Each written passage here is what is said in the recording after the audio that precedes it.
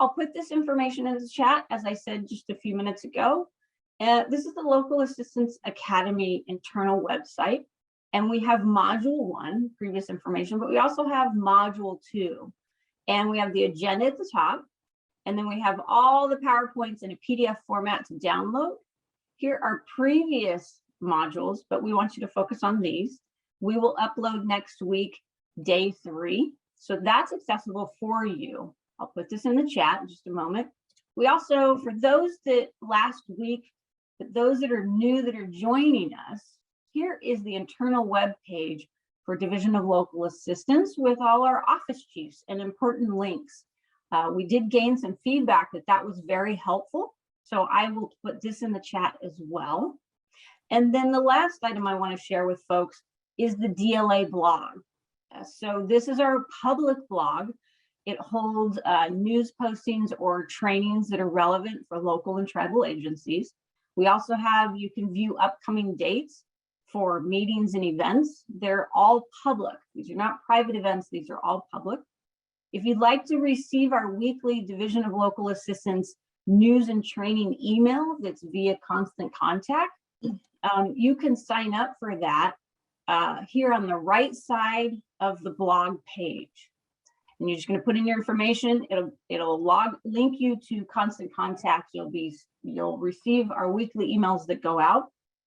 And then if you have any questions, you can reach me or our office at caltrans.dla@dot.ca.gov. Okay, so those are all the need to know resources that we feel that are helpful to you. I'm going to put all that information in the chat. And so for day 1 and 2, I'm going to hand it over to Tiffany and Felicia, and they're going to get you all settled in for a great day of information and hopefully a little bit of fun. Thank you, Sherry. Good morning. My name is Felicia Haslam. I'm one of the office chiefs here in the Division of Local Assistance. We have a few new folks, so I wanted to quickly recap last week and go over what to expect. What are the goals of this academy? So we have right now 2 modules, Academy Module 1 and Academy Module 2. Module 1 goes over all of DLA, has all of the offices, kind of what they do, a synopsis of the things they are accountable for. Module 2 focuses on project implementation items. So Tiffany and my offices are heavily involved. This is mostly what this academy is about. So it's about the 3 A's. How do you authorize a federal project? How do you allocate state funds?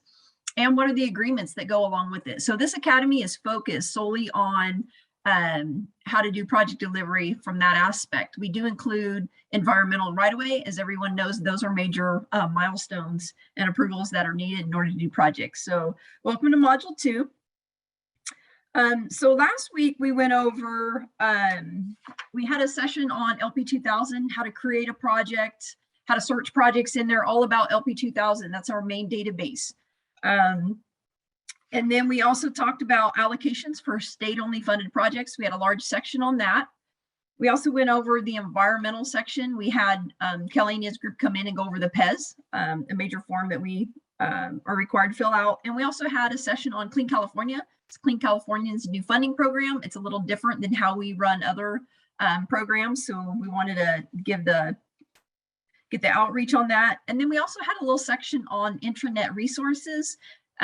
The other office chiefs aren't involved much in this academy, so we wanted to highlight them, and so you can see put a face to the name.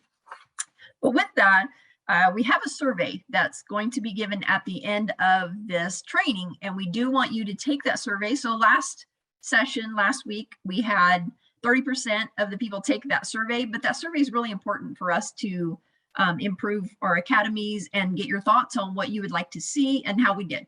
So as we go throughout the day, we're going to have a little open discussion session later around 11. So I want you to start thinking about what questions do you have that haven't been answered in the first day or today, or things that are a mystery to you within the Division of Local Assistance when you get ready to send in that authorization or allocation package. What do you struggle with the most? And we'll try to answer those questions. If we have an overflow of questions, that's where we'll also answer those later today. So please take that survey. because it's really important. And then think about, as we go through this training today, what questions, what do you want to discuss? Because it is an open discussion. So we're kind of looking at you to go, what do you need to know? What do you want to understand? What intrigues you about the Division of Local Assistance, just to have that open forum. So I will turn it over to Tiffany, who's my counterpart.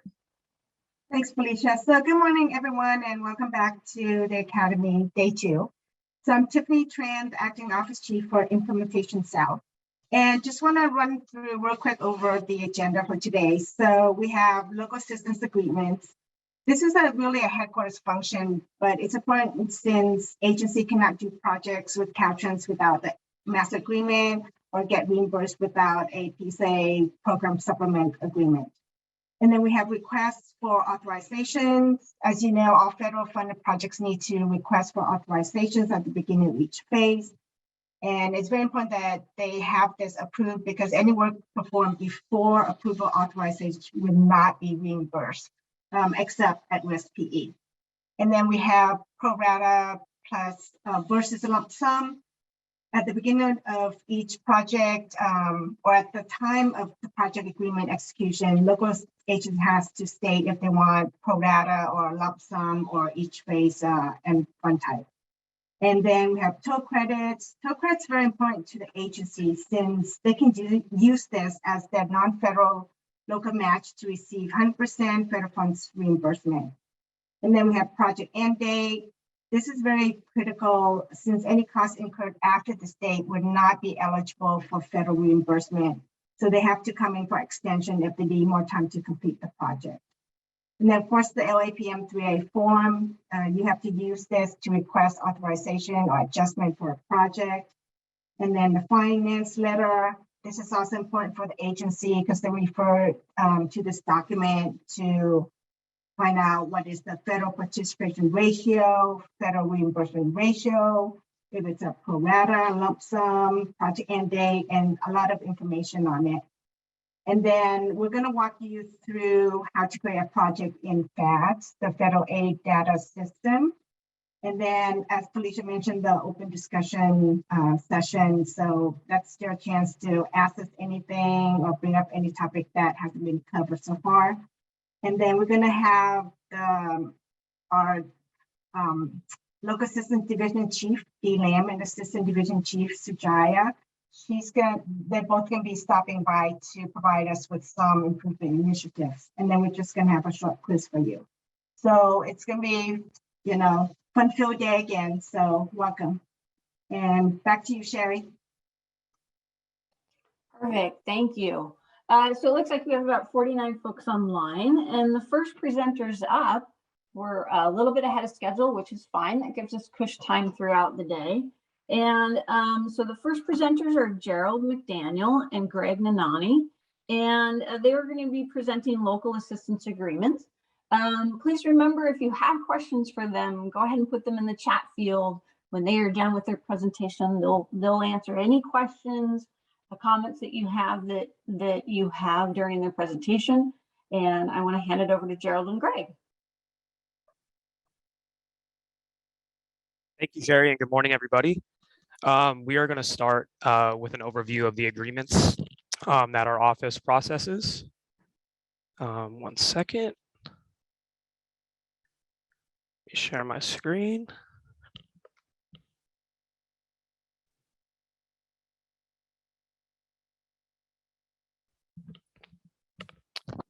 All right, so good morning, everybody. My name is Greg Nanini. I'm an analyst with the Project Implementation Support Branch under Local Assistance at headquarters in Sacramento. We're going to go over a brief overview of the agreements that our office processes throughout the year. These includes program supplement agreements, also known as PSAs. And then later in the presentation, we will also touch on some special program agreements that we process. That includes freeway service patrols, or FSPs, match exchange, and planning, programming, and monitoring, also known as PPMs. So some types of agreements that our office processes. We have master agreements, both federal and state funded. We have a master agreement that touches on projects that are federally funded, and then we have a master agreement that touches on projects that are just state funded. We also have the PSA for the program supplement agreements, and as I mentioned, FSPs, PPMs, and match exchanges. So a PSA is the main agreement that our office processes for projects. And it's an agreement between the agency and the state of California that supplements the master agreement. And in the PSA, it describes the phases, the costs, and the special conditions, which are also known as covenants that apply to that specific project that PSA is covering. So once a project is authorized for federal funds, or whether it's allocated by the CTC for state funds, that basically begins the clock for our PSA processing, which basically starts with headquarters processing the PSA, the analysts do within the PISB. We then send that agreement to LPA, which is the local programs accounting branch, where they pre-encumber the funds for the project. Once the funds are encumbered, LPA then sends the signed PSA back, or the signed accounting officer version. Once headquarters receives that, we then forward that to the local agency for their signature. Once we receive that signed copy back from the agency, we then fully execute that by the headquarter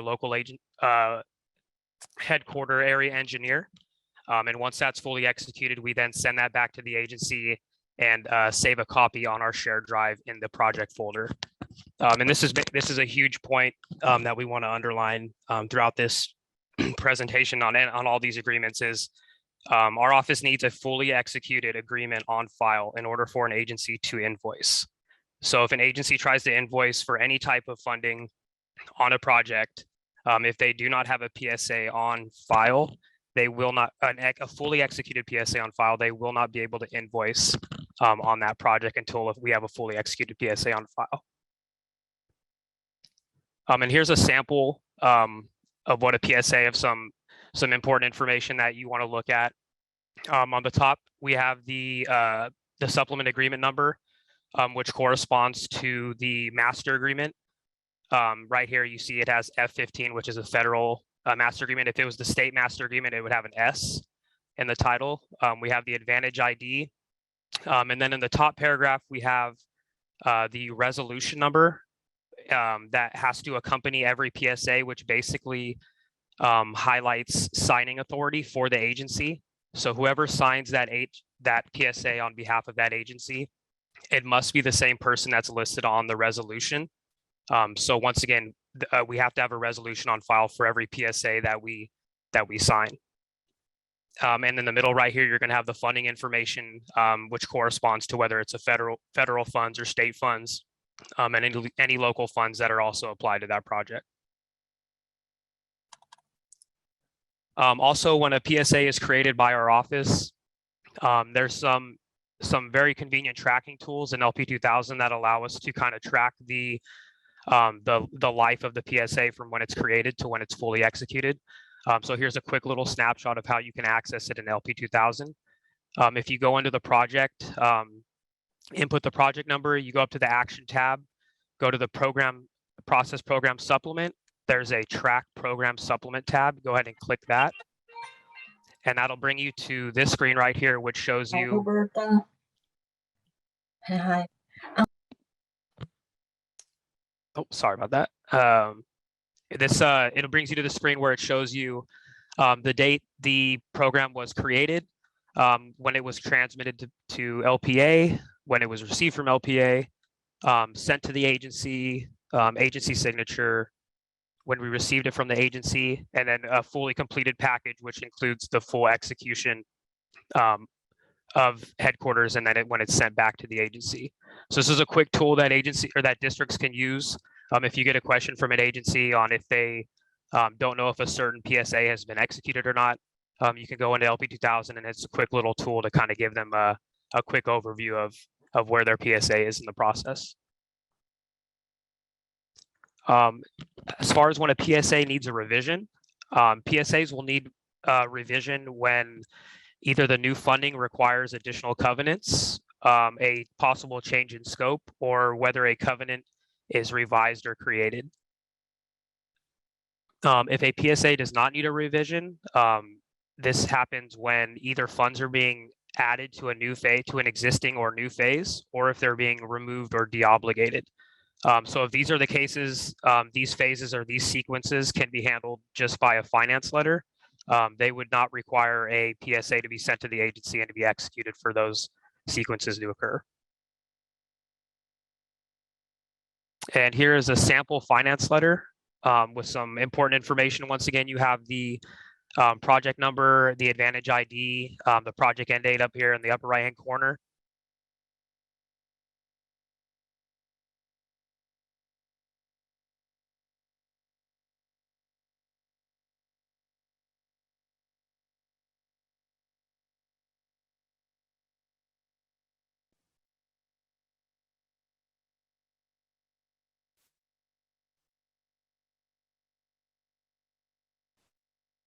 Greg, it seems like the audio that is not clear.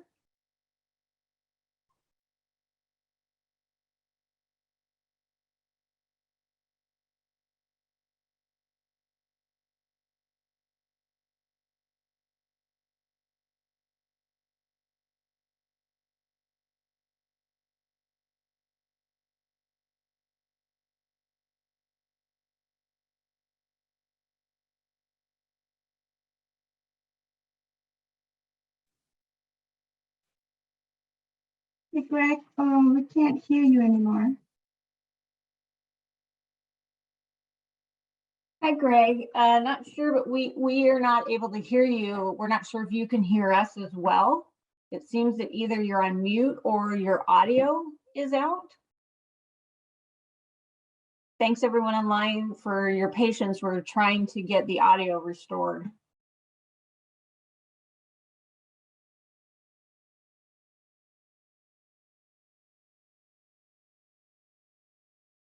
Yeah, so Greg, can you go ahead and check your audio, whether you're accidentally muted? Or we can have Gerald, hand off to Gerald. Yeah, I'm happy to do so until, if Greg can get his audio figured out. So just picking up, this is requesting shared drive access for the district. And this is just showing an example. Is that better? Can you hear me? Oh, hello. Yeah, we got you, Greg. Is that working now? Yeah, so a couple slides back, we lost you.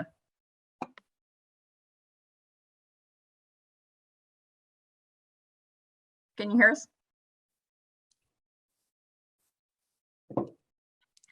He might be having technical difficulty if he's using a headphone. So if you can go back a couple slides and maybe if Gerald can pick up from there.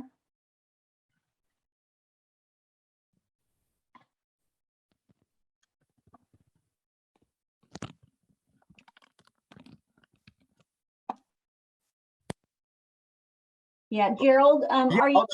I'll just jump in right here. So again, this is just showing exactly how the district can gain the read access for our shared drive. So when we are submitting documents that have been fully executed. Hello, can you guys hear me?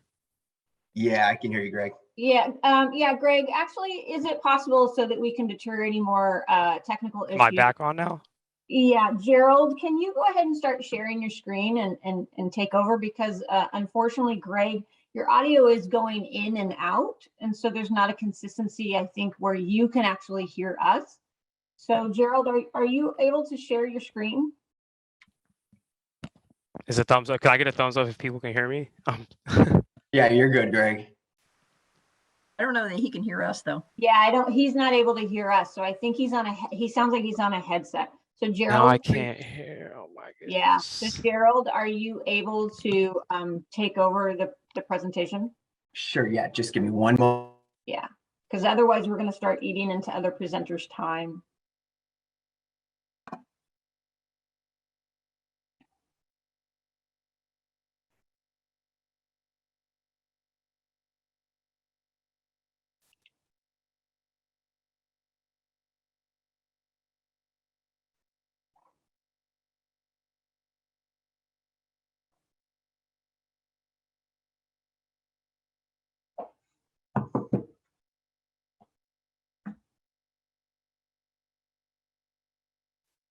And then hopefully you can hear us.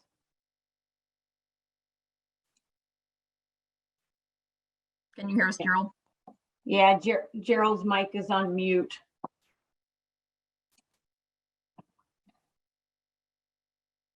Okay, yes, I can hear you guys. I'm sorry, having a No little bit. worries. Okay, Great. We're getting settled back in. We're resetting. So go ahead and Gerald, we do have a question that we will field back at the end of this presentation. So Gerald, if you can take over and we'll go from there.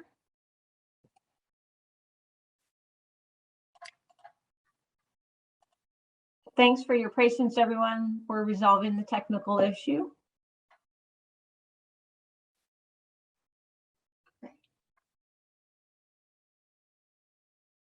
are you guys able to see my Yeah. screen? Right?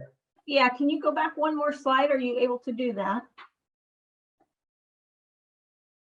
Okay, probably one more, I think it was. Yeah, is that about right, Felicia? Is that correct? Yeah, the question in the chat was the finance letter. Yeah. So one more slide. One more slide back, Gerald. One more. There you go. There we go. Thank you. Okay, take it away. Okay, yeah, so this is an example of the finance letter. I think Greg had kind of covered, we show the accounting information down here below. You can see it's fully signed by our headquarter area engineer here, and we have all the financial information. And like Greg was stating, if there's no PSA needed, then this is typically what we're going to be sending out to the local agency, to the district. If there's just funds being encumbered or disencumbered, this is an example of what our finance letter looks like. And so here is what a fully executed PSA is going to look like. You have here the city of Los Angeles has fully executed down here on the left-hand side, and on the right-hand side, our area engineer has also executed this portion of the agreement. And just to reiterate, a local agency will not be paid unless they have a fully executed PSA, which means it is signed by both the local agency and our headquarter area engineer. And back to requesting shared drive access. This is the way you're going to go ahead and do it for the district. You're going to send an IT ticket, and this is the information right here, the staff name and your S number. It's going to get you a read-only access to our shared drive, where we are going to be sending our documents to that particular, whichever analyst handles that particular district. We will be sending pertinent information, finance letters, PSAs, special agreements, and it is read-only, as you can see here. So this is going to be good information that you're going to want if obviously you're new staff and you need access to our documents. So here's an example for a District 7. This is what it would look like when you're sending that IT ticket.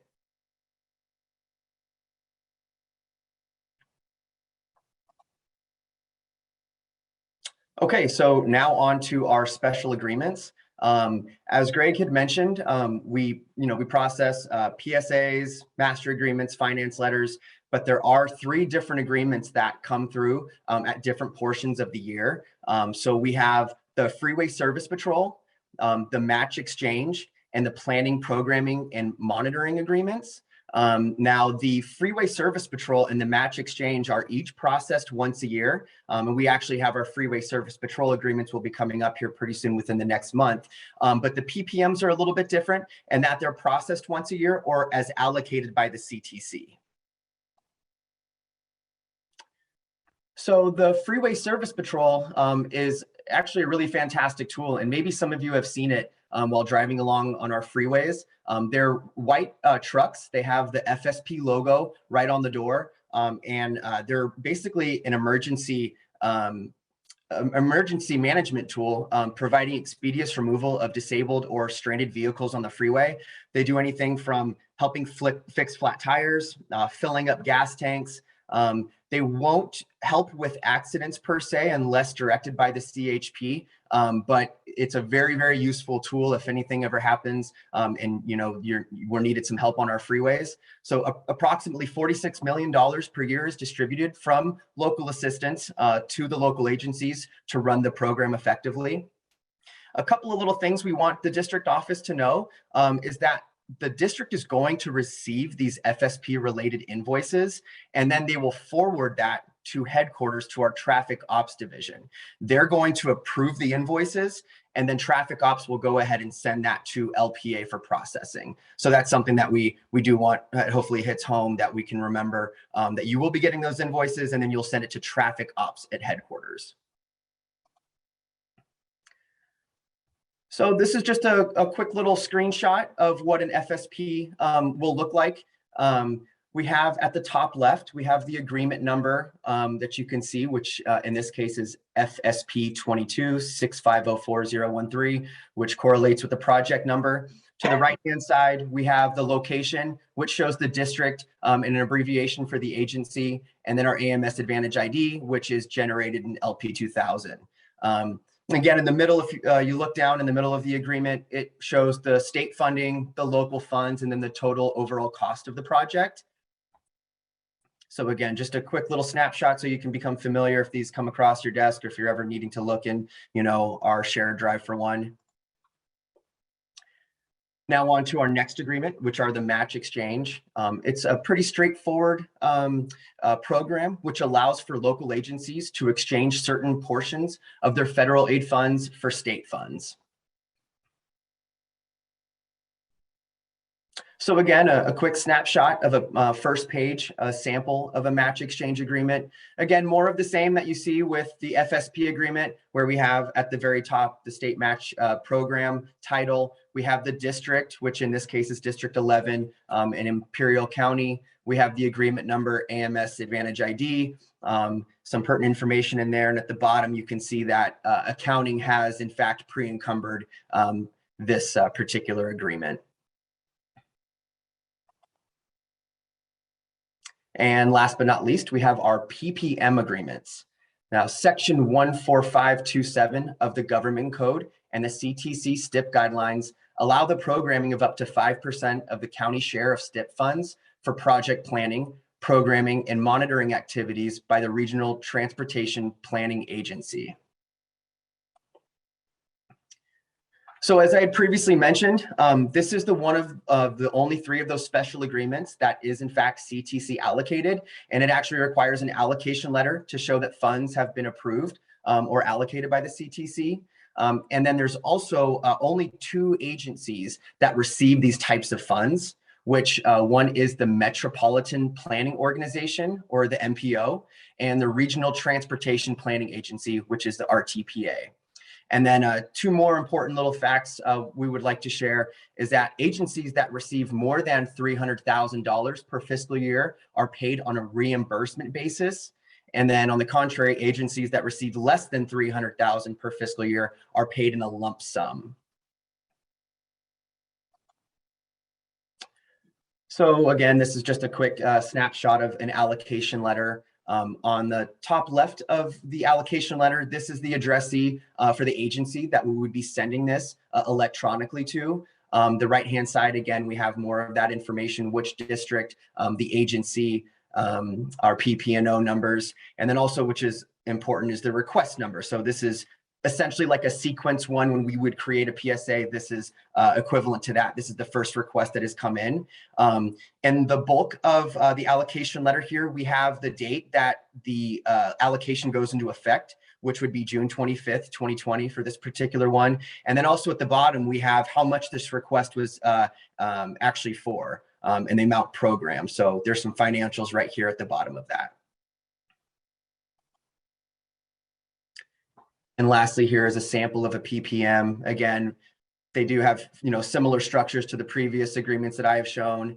You can see the project information at the top, then accounting has pre-encumbered these funds for this particular PPM. And very similarly to what Greg had shown us in terms of tracking these 3 agreements. So when you input the project number, it takes you to this main screen here. You will go to actions just as you would for a PSA, but instead of going to process program supplement agreements, you're going to go to process other agreements, which is right here in blue. Once you click that, this screen does in fact look a little bit different. And again, this is where those 3 special agreements are going to be tracked. For this particular one, it is an FSP agreement that we are tracking. So the program code is what's going to change here in the agreement ID, clearly based on the project number. But moving from left to right, and that's highlighted in yellow, we have the create date, the date that we have transmitted or sent the agreement to local accounting, the date that the date that we have sent the agreement to the local agency, the date that we have received that back, signed with resolution from the agency, and the date that our headquarter area engineer has executed the agreement. So not as much information, I would say, as our PSA tracker, but there is a lot of helpful information. And we do want to make sure that you guys are aware of this. If there are any questions, if you have questions about where a special agreement is in process or if it's been executed, this is a great resource, a great tool. If there are still questions after that, then you guys, of course, are more than welcome to always contact your analyst that's responsible for your district. So I just want to thank you guys for your time. And with that being said, if you have any questions for us, please let us know. Perfect. We have a question in the chat right now. I'll go ahead and field it to you if you'd like. It says, can you clarify again the difference between a program supplement agreement, PSA, and a finance letter? Yeah, so the program supplement agreement is what is needed for a sequence 1 project, right? So if an agency is coming in with a new project, we're going to have this binding agreement that is going to correlate with our master agreement, right? So if we have one in place, let's say for a sequence 1, an agency is executed, we've executed an our end, they come in on another project, but the scope of the work hasn't changed. We're just encumbering some funds, or like I said, disencumbering funds. A program supplement will not be needed for that second sequence. It will be a finance letter satisfies that. So we would just send that to accounting, that financial information. We would have them encumbered, disencumber, and then at that point we would send the finance letter out to the agency, out to the district. So again, there's only a couple of instances that we would revise a PSA. And then, like I said, essentially in every sequence 1, we will have to create one. But if we're just coming in for added monies or disencumbering, then we will just send finance letters for that. And give us a thumbs up if you'd like to, an emoji column to let us know if that answers your question. I have a second question that came prior to that. Is the Freeway Service Patrol, FSP program, used during the construction of projects, or is it a general use even when there is no construction? Yeah, so I'm almost positive it's a year-round thing. I don't think it's just during construction of projects. It's basically a mitigation tool throughout the state to try and just clear, hazards or helping people off to move. I don't believe, and you can correct me if I'm wrong, maybe Felicia, if you know, but I think that it's throughout the state and throughout all freeways, not just during construction zones or projects. I see a thumbs up from Ross Foon, excuse me, and Gourmet. It looks like you have a raised hand. Did you have an additional question? The questions you asked, or are you just doing a thumbs up? You got your answer. It was by accident. Yeah, I got the answer. I was trying to hit the thumbs up, so bad. That's okay. High five to you too, then. Great. Looks like the question got answered. So any additional questions, go ahead and ask them in the chat, or if you want to give a virtual hand, we can open up mics. Great. I'm seeing FSP can also be a bid item for Caltrans projects from Dylan Moore, District 11. Great. So we're right on schedule. We're going to pass it up. Thank you, Gerald and Greg. Thank you for lots of good information. If you'll go ahead and put your contact information in the chat field. So if folks have additional questions, they can reach out to you directly. We're going to move on to the agenda at 9:10 a.m. We have 2.3 with request for authorizations and pro rata versus lump sum with Ross Foon. Welcome, Ross. Can you hear us? Yes. Can you hear me? Yes, sir, we can. Okay, Whenever you're so ready to begin, take it away. yeah, let me share my screen. Sure. And can everyone see that?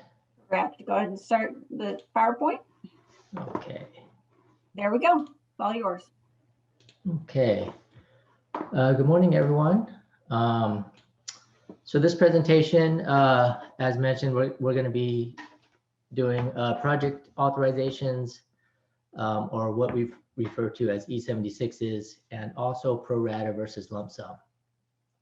So for those of you who don't know me, I'm Ross Foon. I work in the Office of Implementation North, and I cover districts 1, 2, and 3. So again, the topics are project authorizations and pro rata versus lump sum. We'll start with project authorizations. So more guidance on this subject can be found in the LAPM Chapter 3. So what is project authorization? A project authorization is a process that allows the local agency to begin reimbursable work on federal aid projects. Each phase of the project that has federal funds will need a separate authorization. Any work done on a phase prior to authorization of that phase will not be eligible for reimbursement. The exception for that is at-risk PE, which we're not going to get into in this presentation, but you should all be familiar with it. And for the construction phase, an agency cannot advertise their project until they have authorization.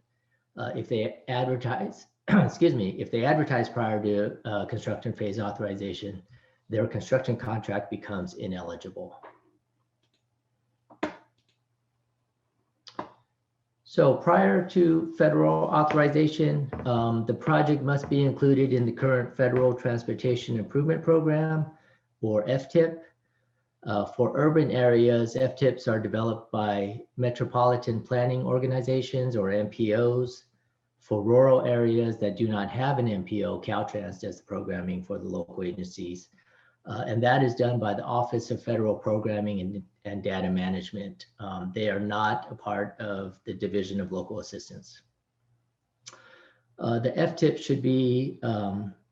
should include project implementing agency, project description, federally funded phases of work, program fiscal year, if the project is using toll credits, and emissions benefits for CMAQ projects, typically.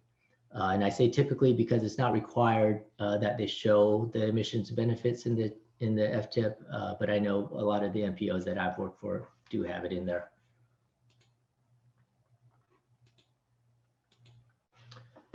So here's a sample FTIP from MTC, which serves the Bay Area.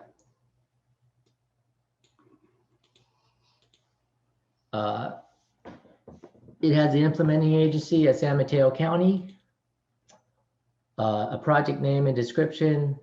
And please note that the project description should be consistent with the project description on the NEPA and the right-of-way cert. CMAQ emissions benefits. This particular project is not using CMAQ funds. That's why it's blank. Here's the funding information. We see that it has STIP funds for both PE and construction. Also note there are no local funds programmed on this project. So we know that this project is 100% funded with federal funds. And they're allowed to do that because they're using toll credits.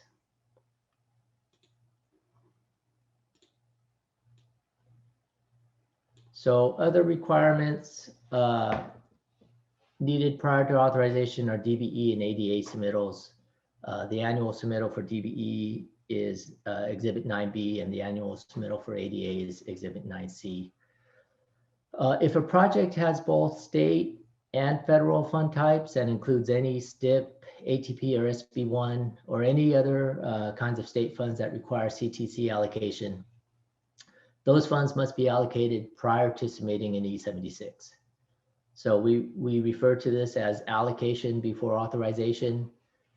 We also have ATP and STIP funds that are federalized.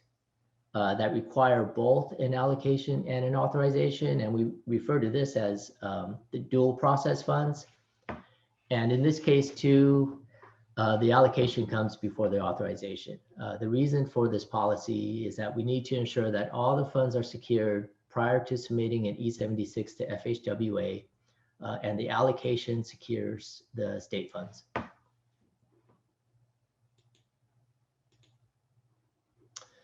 So project phases, every project has phases.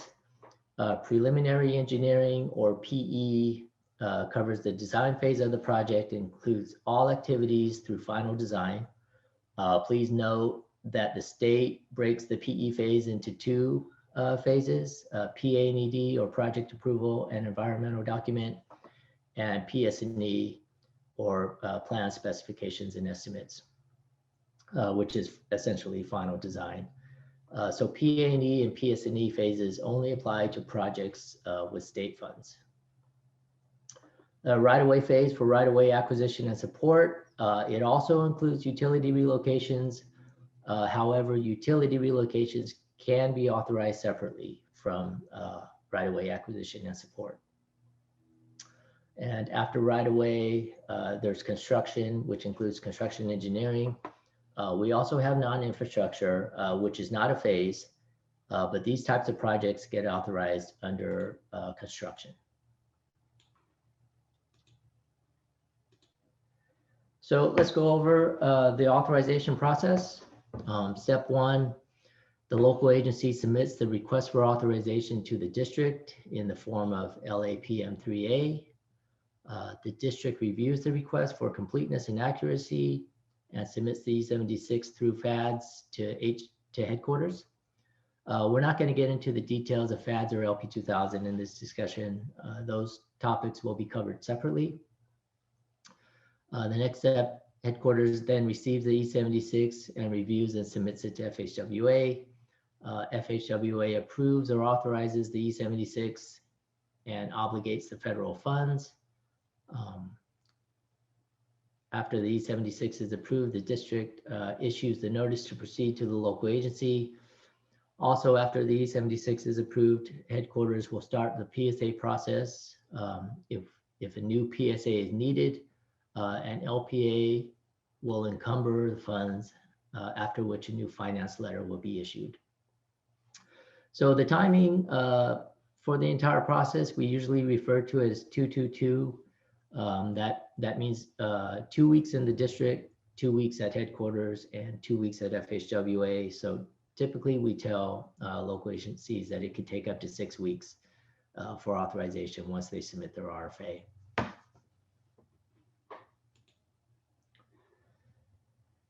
So what exactly is the E76?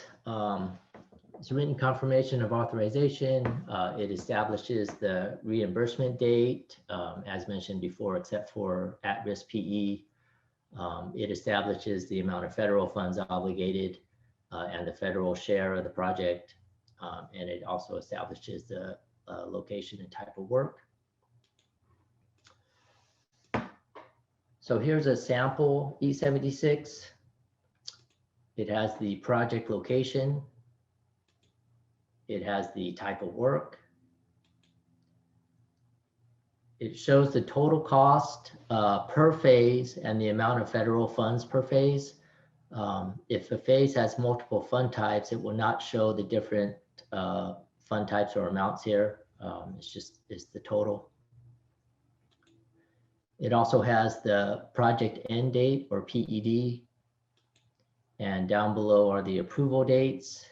And you'll notice the very last date is the E76 approval date, and that's when reimbursable work can begin.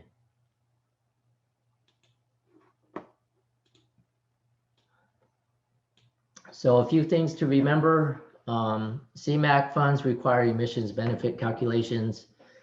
These can typically be found on the FTIP. If you don't see them on the FTIP, you might need to request it either from the agency or the MPO. Current annual DBE and ADA submittals, check for these. We check for these at the beginning of each fiscal year. The QAP is the agency's quality assurance plan that needs renewal every 5 years. It basically certifies that the agency has procedures in place to inspect and test construction materials to make sure that they fall within spec.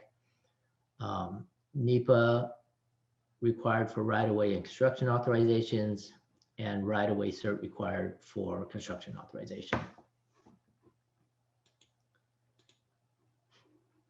A couple more things to remember. Please ensure consistency between the documents submitted by the agency and what is entered into LP 2000 and FADS. So for instance, the PED, the project end date, the agency will provide a PED on LAPM 3A. You at the district will enter that date into LP 2000, which in turn gets printed on the finance letter. And you'll also enter it into FADS when you submit your E76. So we just need to make sure that there's consistency between our different databases. Keep LP 2000 up to date, specifically with project milestones like award dates, project DBE goals, and invoices. It's also a good place to put any comments that might be important. So we at headquarters, we look at LP 2000 when we're processing an E76 or an allocation request.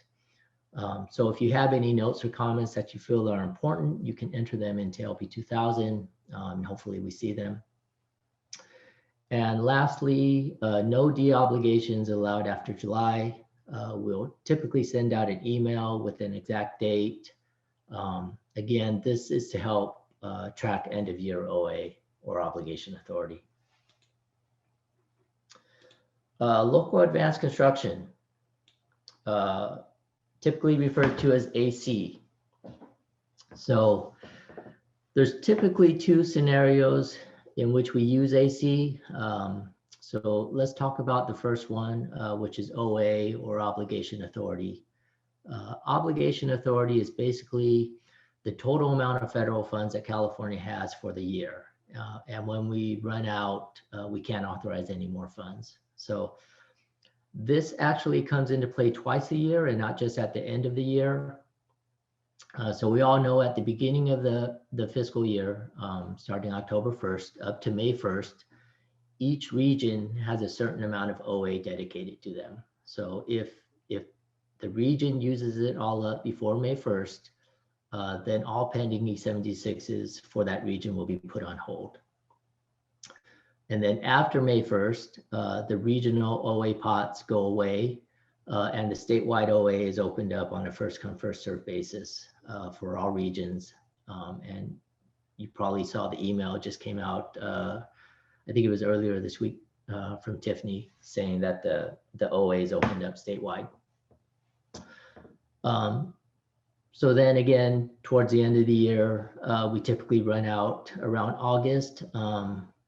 The state OA pool runs out, which again puts a hold on any pending E76s. And those E76s will be put on hold pending any August redistribution. So again, at these two times of the year, if an E76 is put on hold for lack of OA, we'll typically give the agencies the option to move forward with their E76 using AC. So since AC is not authorizing any funds, it's not affected by lack of OA. We can move forward. They can get their authorization to proceed and start work. And then we can come back later when the OA is available and we can convert those funds.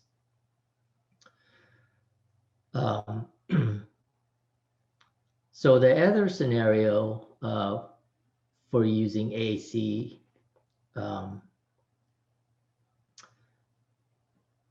let me see here, is most likely because the funds aren't programmed or are programmed in a future year. So say an agency has a project that's ready to start work this year, but the MPO doesn't have any federal funds available for that project until 23-24.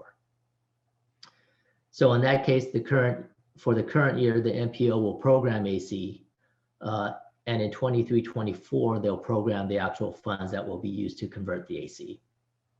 So we would submit an E76 so that the agency can begin work. but we would use AC. So we're not actually authorizing any federal funds, but it's more of a placeholder. And we tell FHWA that sometime in the future, the agency will replace the AC with actual funds. And in this case, it would be 23, 24 when the funds are programmed. So a few bullets for AC. AC must be programmed in the FTIP. The exception for this is if we're authorizing AC due to lack of OA. So those 2 times during the year, if the region doesn't have any OA or if the state runs out of OA, we give them the option to move forward with AC, and in that case, we don't require it to be programmed. When it comes time to convert the AC to actual federal funds, those funds must be programmed, hopefully in the current fiscal year.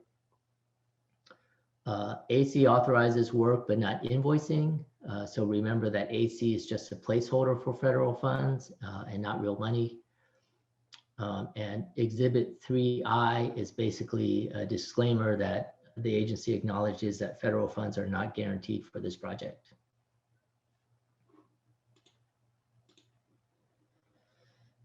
So to recap, authorization or E76 is only for federal funds. Each phase of work that has federal funds must have a separate authorization.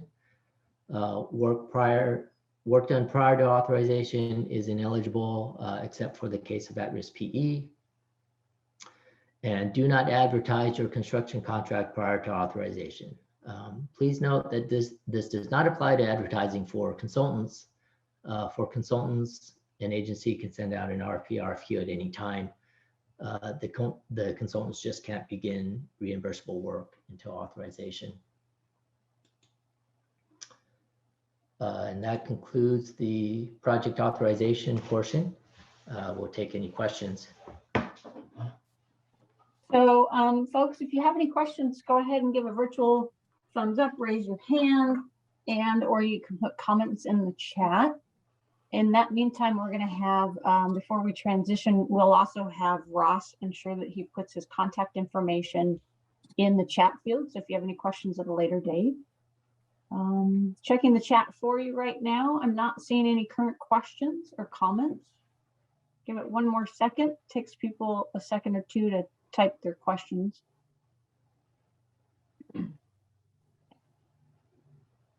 Great. So if we don't have any questions, Ross, when you have the time, go ahead and put your contact information in the chat field for folks to reach out to you. We're going to move on to the next topic, which is toll credits with Ted Davini. Ted, are you on the line and can you hear us? Oh, actually, I'm still doing the pro rata lump sum. Oh, I am so sorry. I apologize. So carry on, Ross. It's all yours. All right. So we'll jump into the pro rata versus lump sum portion. So here's the definition of pro rata and lump sum as defined by the CFR. The easiest way to explain it is imagine you have a 16-year-old son or daughter. They just got their driver's license and now they want to buy a car. And of course, they need a little help. So if you want to help them using pro rata, you would tell them that they can buy any car they want and you'll pay half of it. And it doesn't matter how much the car costs. You're good for 50%. For a lump sum, you'd tell them that you'll give them $5,000 and they have to come up with the difference. With the caveat being that the car costs at least $5,000, right? So let's go over some of the rules. First of all, it only applies to federal funds. You have to establish it for each fund type, each phase and fund type. So this means you can have PE phase as pro rata and construction phase at lump sum. It also says within each phase, if you have multiple fund types, you can have RSTP as pro rata and you can have CMAQ funds as lump sum. So are there occasions where an agency will benefit by doing this? Typically not, but it can be done for whatever reason. The award adjustment is where we can finalize costs and adjust the federal share. but we can't change from pro rata to lump sum. Pro rata or lump sum is established at the initial authorization of funds, and the award adjustment can only change the federal share or the reimbursement percentage.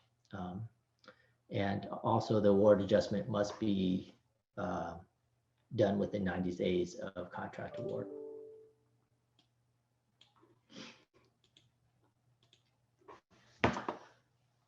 So for pro rata example, we have a project, it's $100,000 authorized at 88.35%, which is typically the legal pro rata for most of our federal funds. So say bids come in high, there's an increase of $10,000. You'll notice that both the federal and the local amounts both pay for the increase. The other case where bids come in low, both the federal and the local funds share in the savings. So keep in mind, most MPOs will not automatically give additional funds. So in the case of the cost increase, the agency will need to ask for additional funds.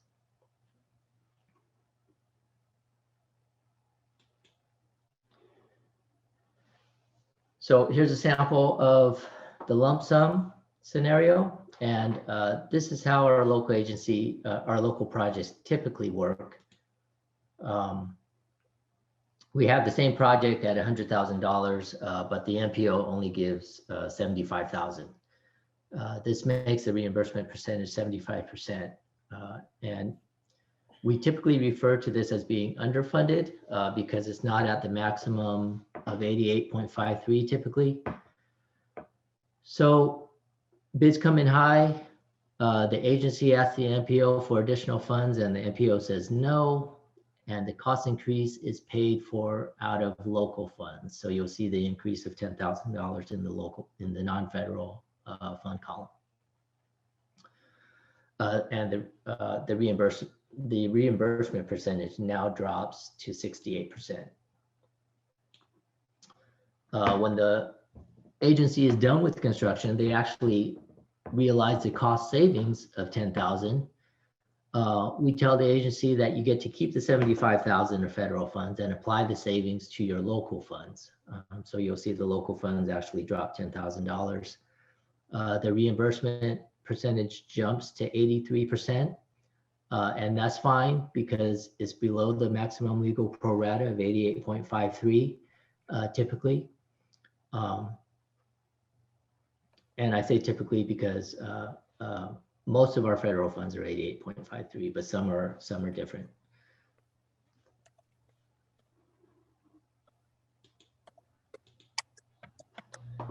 So the moral of the story, basically lump sum works best for all local agency projects. There might be some individual cases where an agency might want pro rata, but in all the scenarios that we've analyzed, lump sum provides the most flexibility, and that's what we feel that you should be advising agencies. And so that concludes the presentation, and we'll take any questions.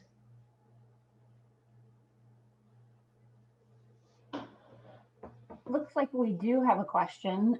It says, does headquarters need to approve advanced construction EX31 before district submits RFA package? Exhibit 3I. Oh, Exhibit 3I. No, that can be submitted with your RFA. And I'm not sure, does headquarters, do we have I don't think we approved 3I. No, so the 3I is actually routed to the district. The DLAE is listed on the two. It's addressed to the DLAE, the 3I. So it's actually the district that looks at that.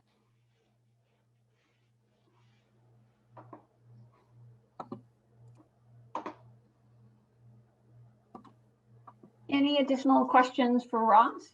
If not, he's going to put his contact information in the chat and we're going to move on to the next presentation. Yeah, the next presentation we have is going to be toll credits. It'll be presented by Ted Davini.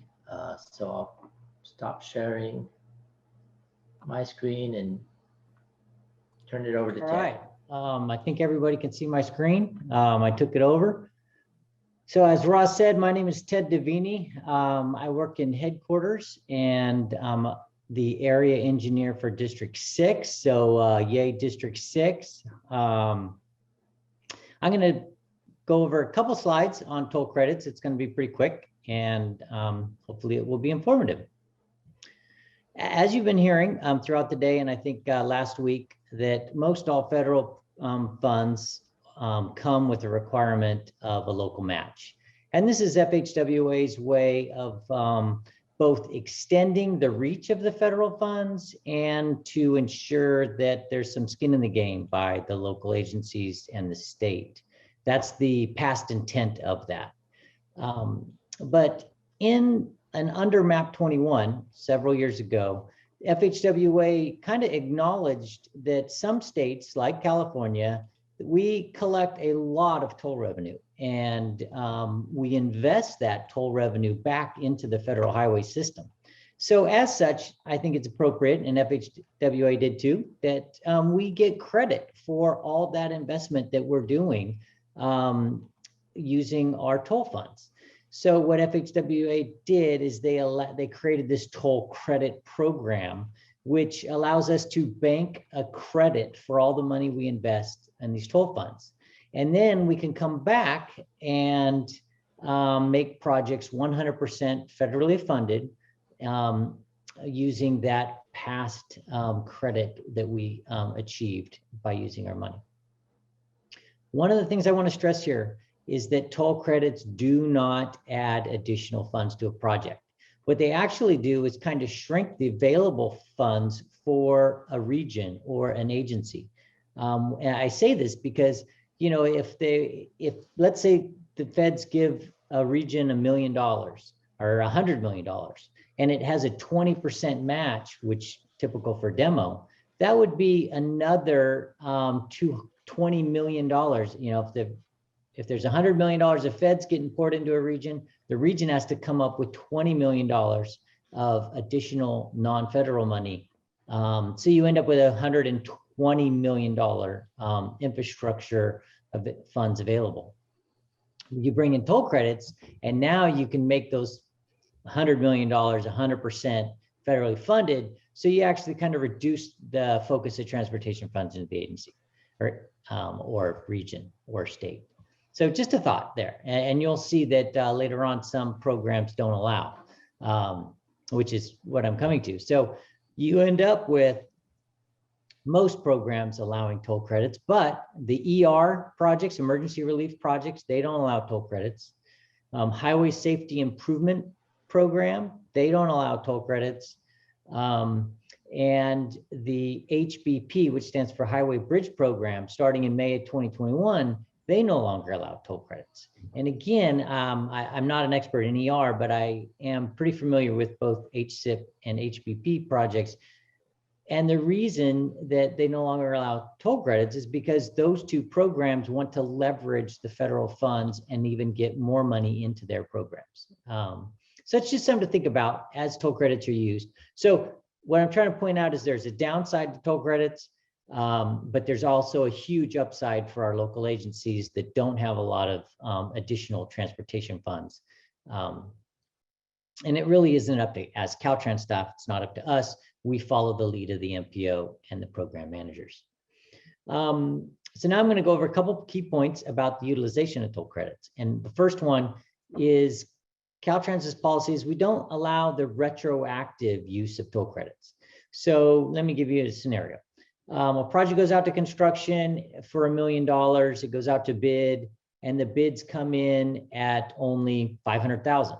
And so the agency's like, wow, I don't need, I added local match to that project, but I have all this extra federal funds. So I want to pull my local match off and switch it with toll credits and allow it to be 100% federal funded.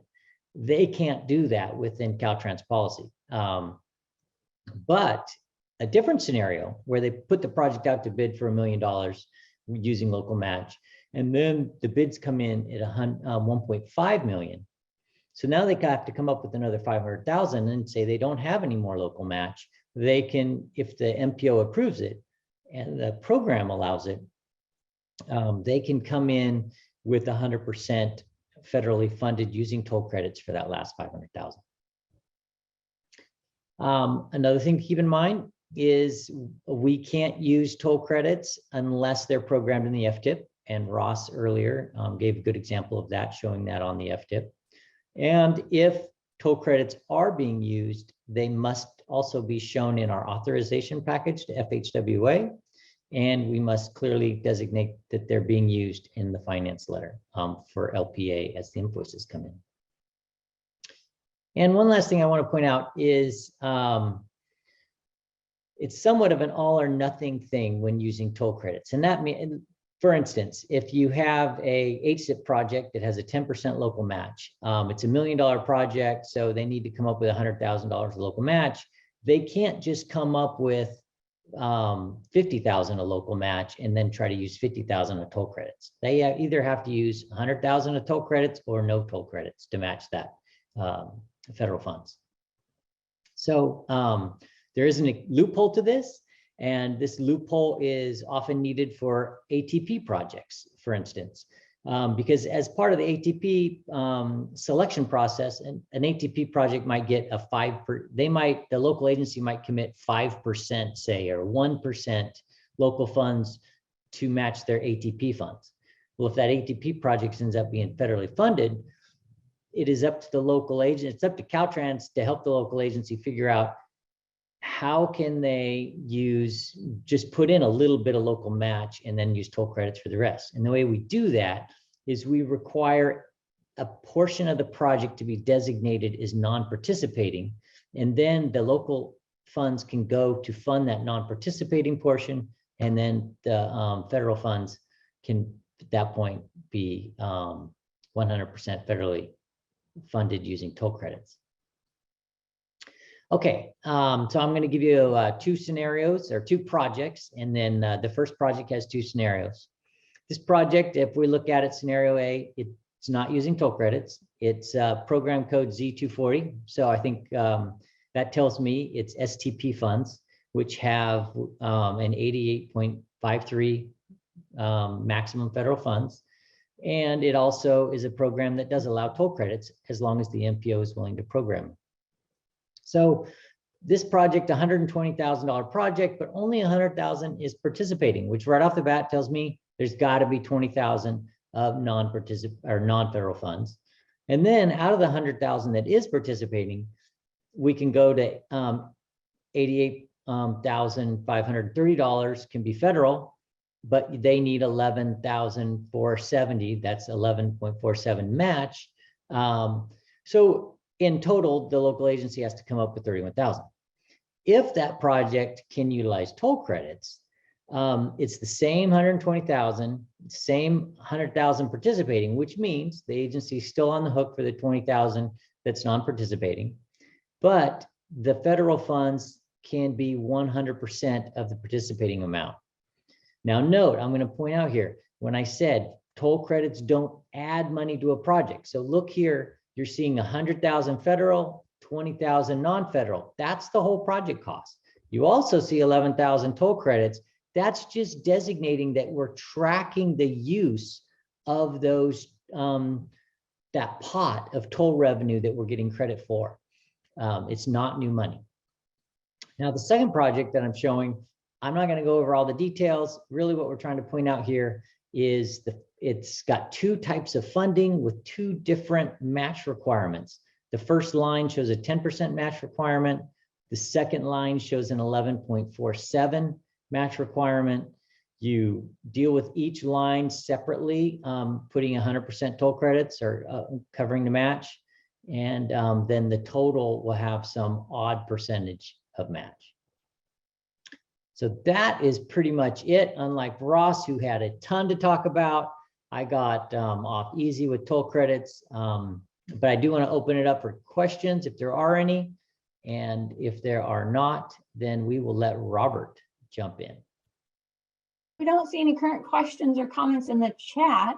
So Deb, if you'll go ahead and put your contact information in the chat field, then folks can reach out to you directly with additional comments or questions. Robert, are you on the line and can you hear us? Yes, I am on the line and I can hear you. So Great. Go ahead and take it away. Thank you. yes, I am Robert Krepfel, an headquarters area engineer. I work out of the Office of Project Implementation North and handle District 10.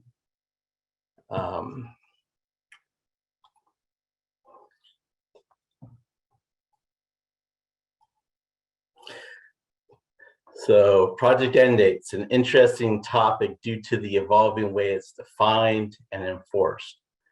Staying true to form, the PED is continuing to shift and further be tied to closeout requirements.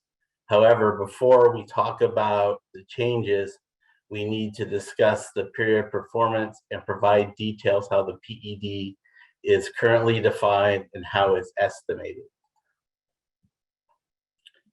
Period performance is when an agency can perform allowable work for federal reimbursement.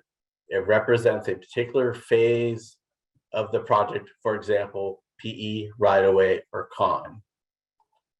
It is based off of when the work is performed, begins with the initial E76 authorization for a particular phase, but may start earlier in special cases. The period performance ends with when all reimbursable work is complete or PED expiration, whichever is sooner. Work incurred when the PED is expired is ineligible for federal funds. The PED does not just encompass the period performance, but now must include the time required to invoice the associated expenditures. No participating costs can be incurred after the PED expiration. Costs after PE expiration are not eligible for federal reimbursement. When PED lapses occur on a project, any work incurred during that lapse is non-participating. The good news is the PED applies to the overall project and is incrementally extended as the project progresses. While the period performance is phase specific, together the project end date and the period performance defines the time period when federally reimbursable costs can be incurred. The first graph below shows the PED as one continuous bar with green representing a current PED and red an expired PED. The second graph, the three yellow bars represent the different periods of performance for PE, right-of-way, and con phases. Under each yellow bar, it's highlighted green or red, indicating when costs are eligible or ineligible for federal reimbursement, respectively. One may notice that periods of performance do not necessarily end when the next period performance starts, but a lapse in the PED will create a non-participating gaps in all open periods of performance. So in this example, the PED expired, so it impacted both the PE period performance and the right-of-way period of performance. Establishing or extending the PED is requested via Exhibit 3A in the box shown in red. PED extensions on an already open phase must be accompanied with an explanation why the PED is being extended. The agency does not establish the PED directly on the Exhibit 3A. The agency inputs the estimated phase completion date. Then we add a 12-month safety factor to establish the PED. So how do we establish the phase completion date? For the PE and right-of-way phase, it's the anticipated construction advertisement date. Then the 3A automatically adds a 12-month safety factor to arrive at the project end date. This allows for minor schedule delays and time to extend the PED with subsequent phases. For the CON and CE phases, the completion date is the implementing agency's governing board project acceptance date plus 6 months for preparation of the final report. Then the 3A automatically calculates the PED by adding the 12-month safety factor. The 6 months for final report preparation is specified in the program supplement. Be aware that the project acceptance date was changed from the previous RE acceptance date to the implementing agency governing board acceptance, because the final invoicing must be submitted prior to the current PED expiring, or additional documentation will be required. So that's part of the new requirements that will be coming on board in the near future. We should all be familiar with the PED tool already. I just wanted to point out a couple things. In the upper right-hand corner, we identify legacy and non-legacy projects, which will have bearing on the new project closeout requirements. And the other thing that I want to point out is the link for this PED tool is at the bottom of the page, and that the link will also lead you to an evolving Q&A discussion. The Q&A introduces the new project closeout requirements and will be expanded as we expand the PED tool to facilitate the new reporting requirements as it relates to the project closeout. Now, the next thing is some of our key documents. It's important to confirm the PED is consistent among the various documents that we process. And so you basically go from the 3A, make sure it's correctly entered into FADS. That's the most essential to confirm.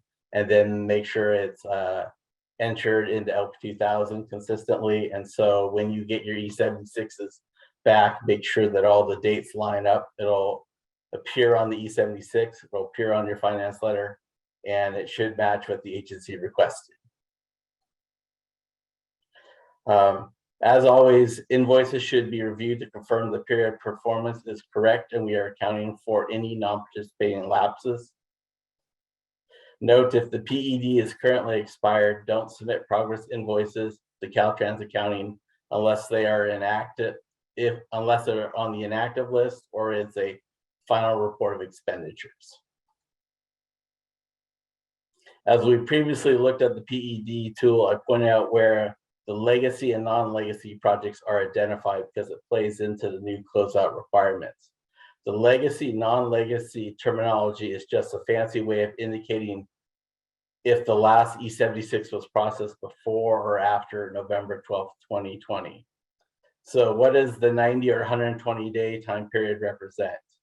It's the time when Caltrans accounting can process invoices past the PED. Accounting can extend the time period for final invoices via the final voucher close date process, but they need the final invoice in hand before an extension can be requested. If the local agency cannot submit a final report prior to the PED expiration, justification or identification of their intended action will be required.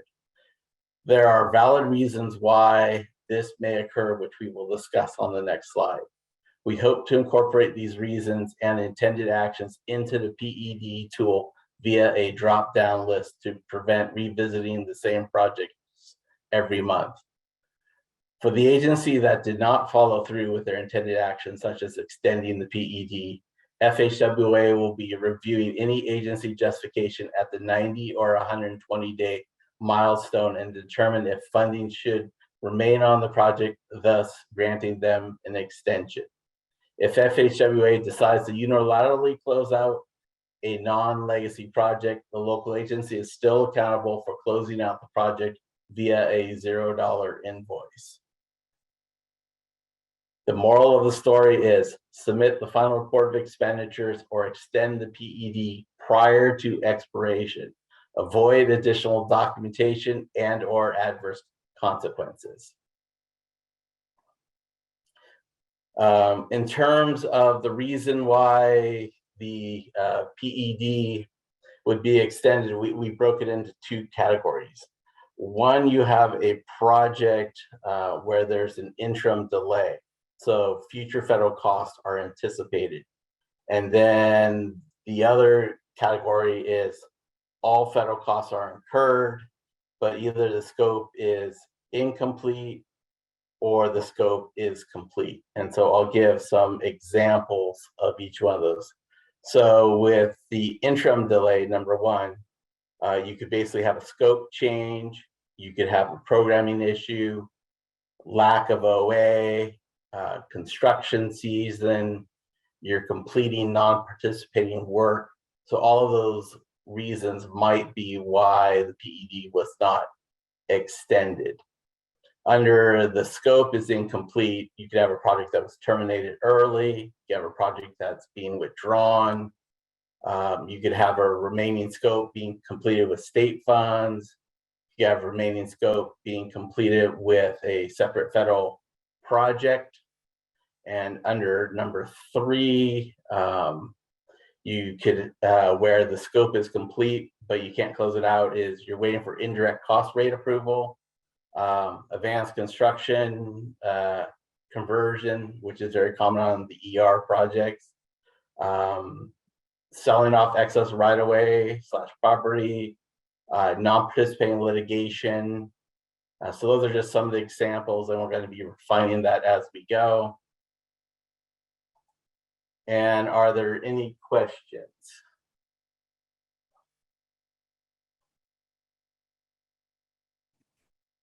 Not seeing any current questions or comments.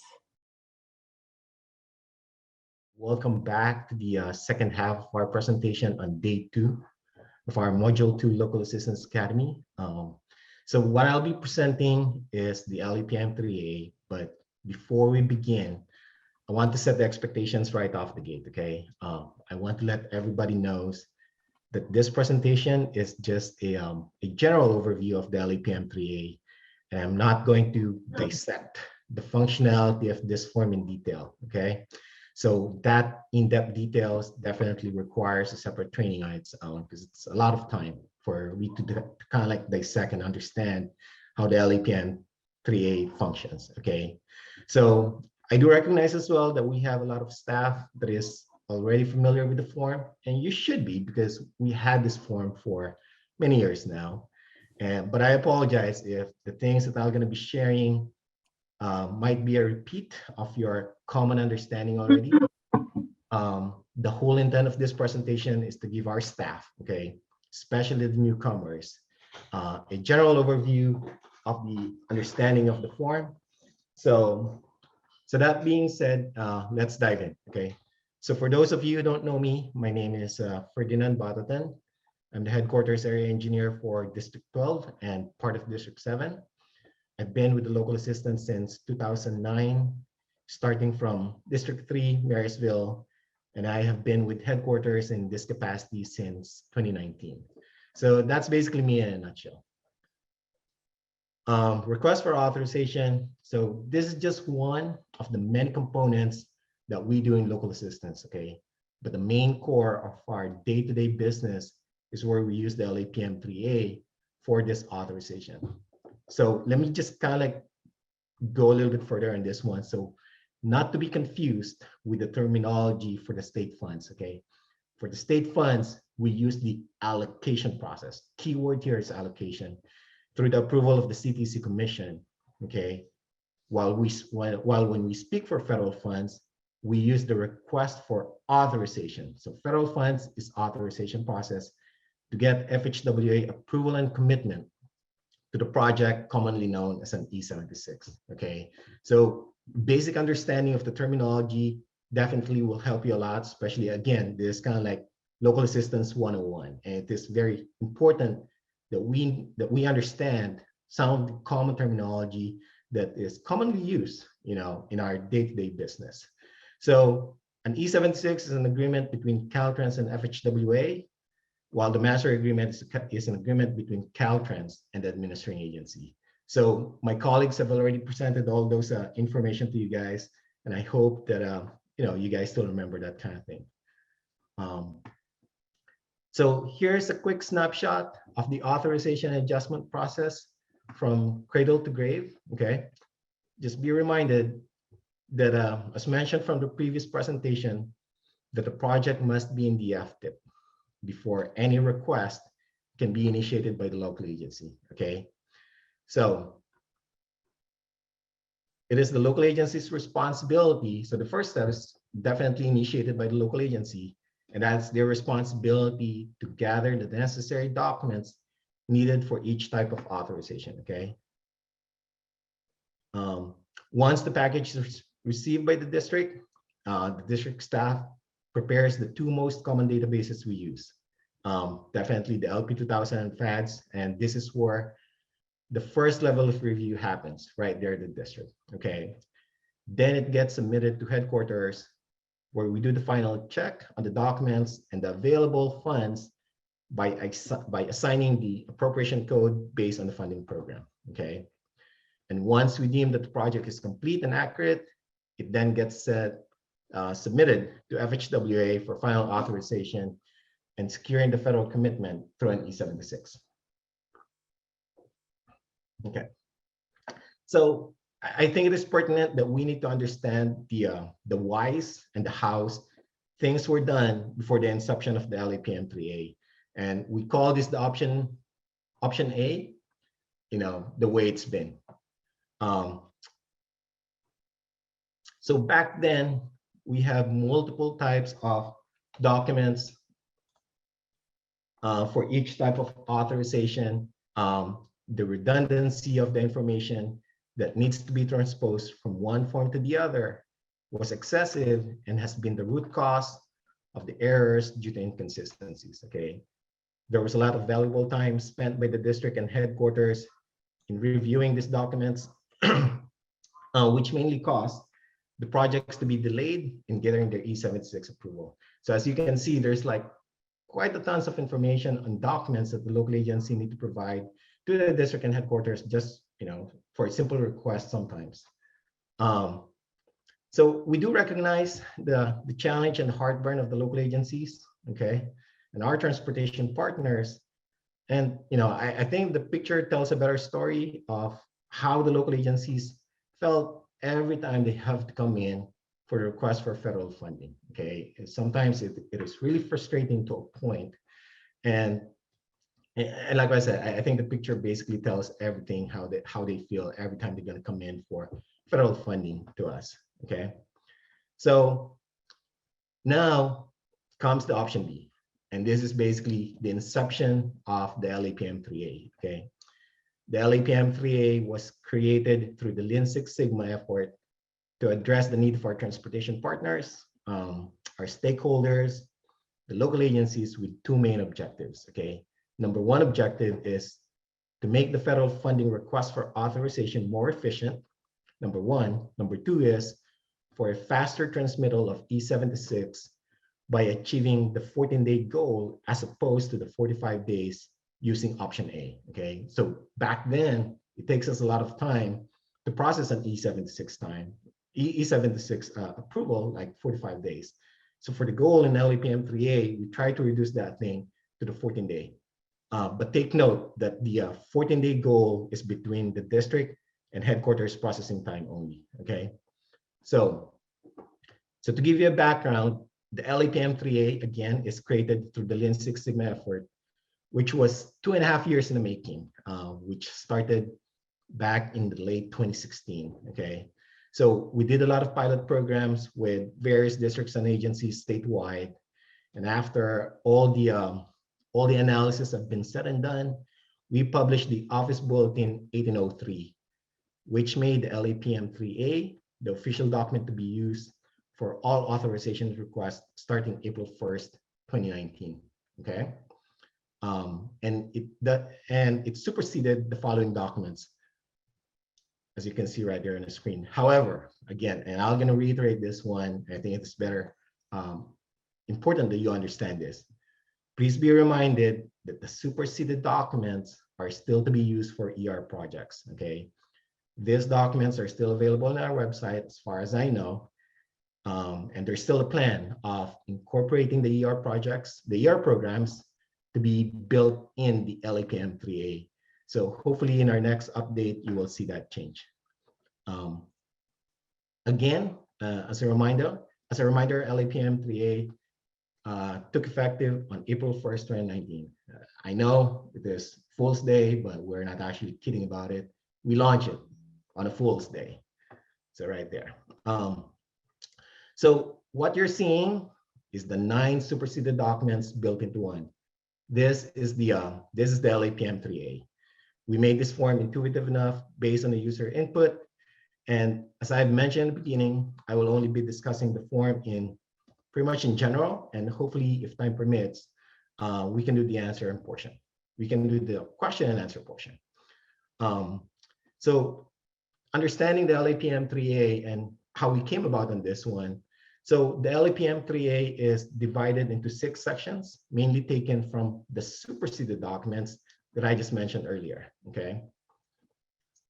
The general information, this captures the project description, the location, scope of work, similar to an FTIP that is found in exhibits 3A, B, C, and D, okay? The project funding, which mirrors exhibit 3O, finance letter. The cost estimate, it mirrors the exhibit 3R, exhibit 12A, 15M, and 22R. And we also added the interactive, again, interactive required supporting documents based on a type of actions or request to eliminate the nuances of confusion every time the local agency sent for that request for authorization. And last but not the least, the PSNE and responsible charge certification taken from exhibits 3A, B, C, D, and E, and at the same time, the 12C, okay? So that's just basically what the LAPM 3A is composed about. So from the time we launched the LAPM 3A, we have made quite a few iterations behind the scenes. There's so many things that happened from 2019 up to the point where we're at right now.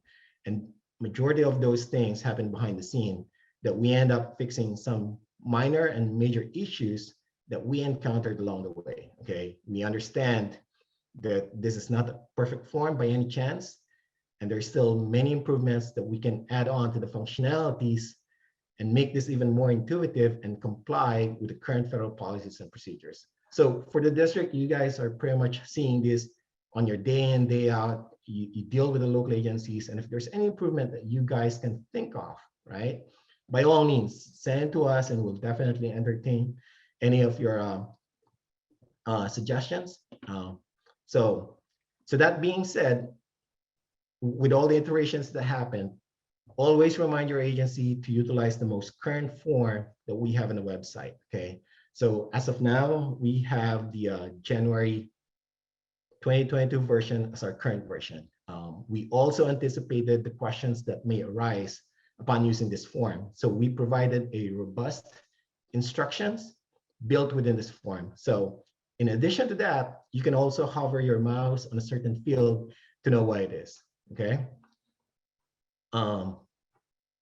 So upon opening the LAPM 3A form, this is what the form looks like, okay? It is a single page that auto-populates based on the user input. As I have said, we've made some additions to the form, and the most current update that we did was the inclusion of the address PE known as Section 1440. For the project funding, this serves as the financial document, okay? Also known as the local agency's finance letter that is then transposed by the district staff into the LP 2000 finance letter section. So additionally, we also added some functionality when it comes to the previous authorized phase, okay? This is the ability to create multiple fund lines as opposed to one fund line for adjustment purposes. This added functionality is to address some of our projects that have multiple funding sources And it's up to the user to actually use the functionality to their advantage.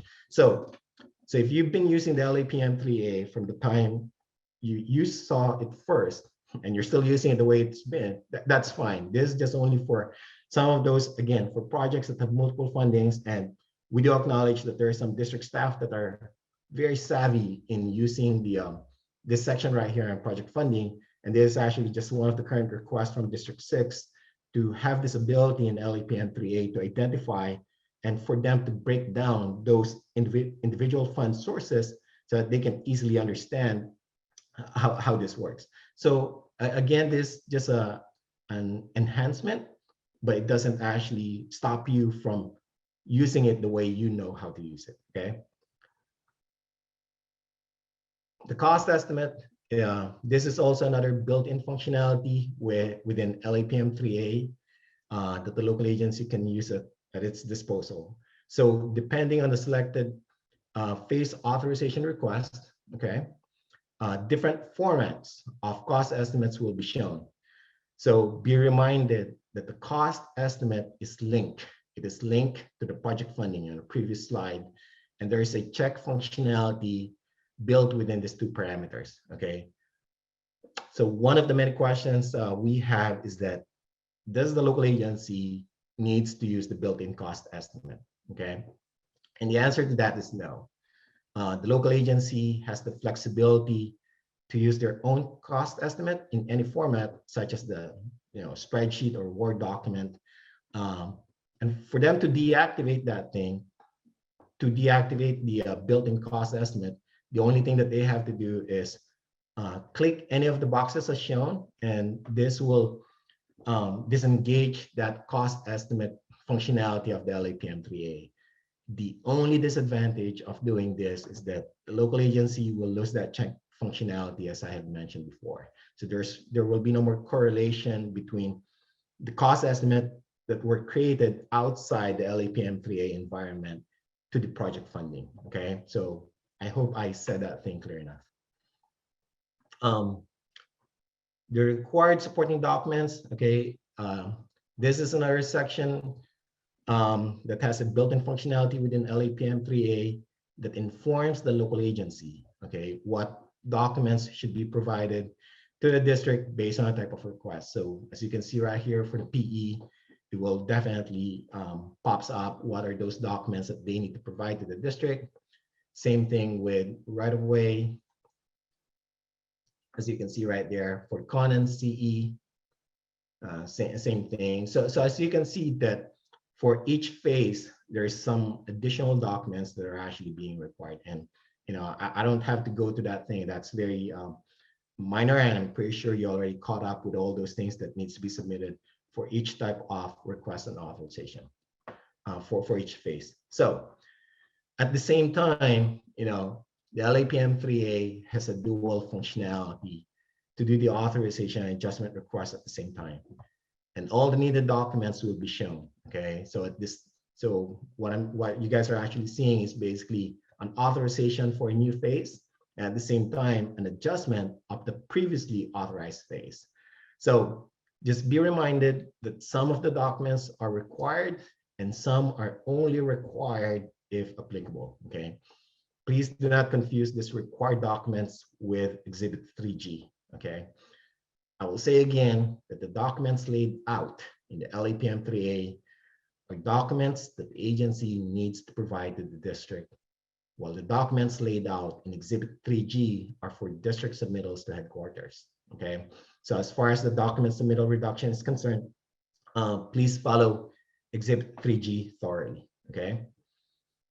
So we go to the PSNE certification, one of the areas. It is one of the critical areas that the local agency or consultant acting on behalf of the local agency must certify to the best of their ability that their submitted request is in accordance with the state's procedures and manual, okay?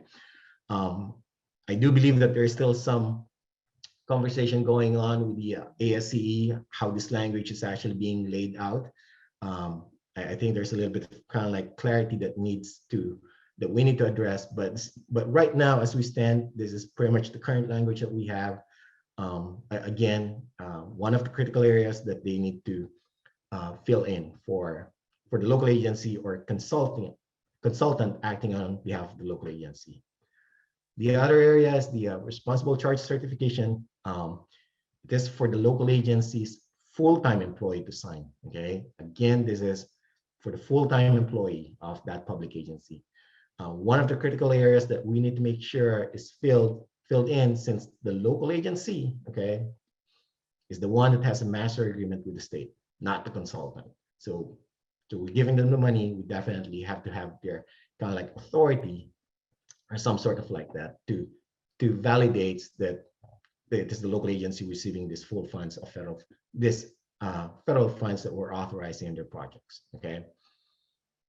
To communicate the intent, again, part of the LAPM 3A is we added this section, the remark section. So please encourage your local agency to utilize the remark section and have them further explain their submitted request to avoid any ambiguities that you, okay, district staff or headquarters might have.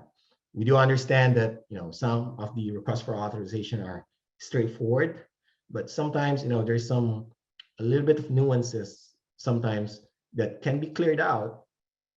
Have the agency only use the remark section. So if there's anything, always use this to your advantage, that ask your local agencies to fill up any of the information the best that they can, so that when this being submitted to headquarters, we can easily process that thing. Again, our goal in our LAPM 3A is to utilize an efficient transmittal of the E76.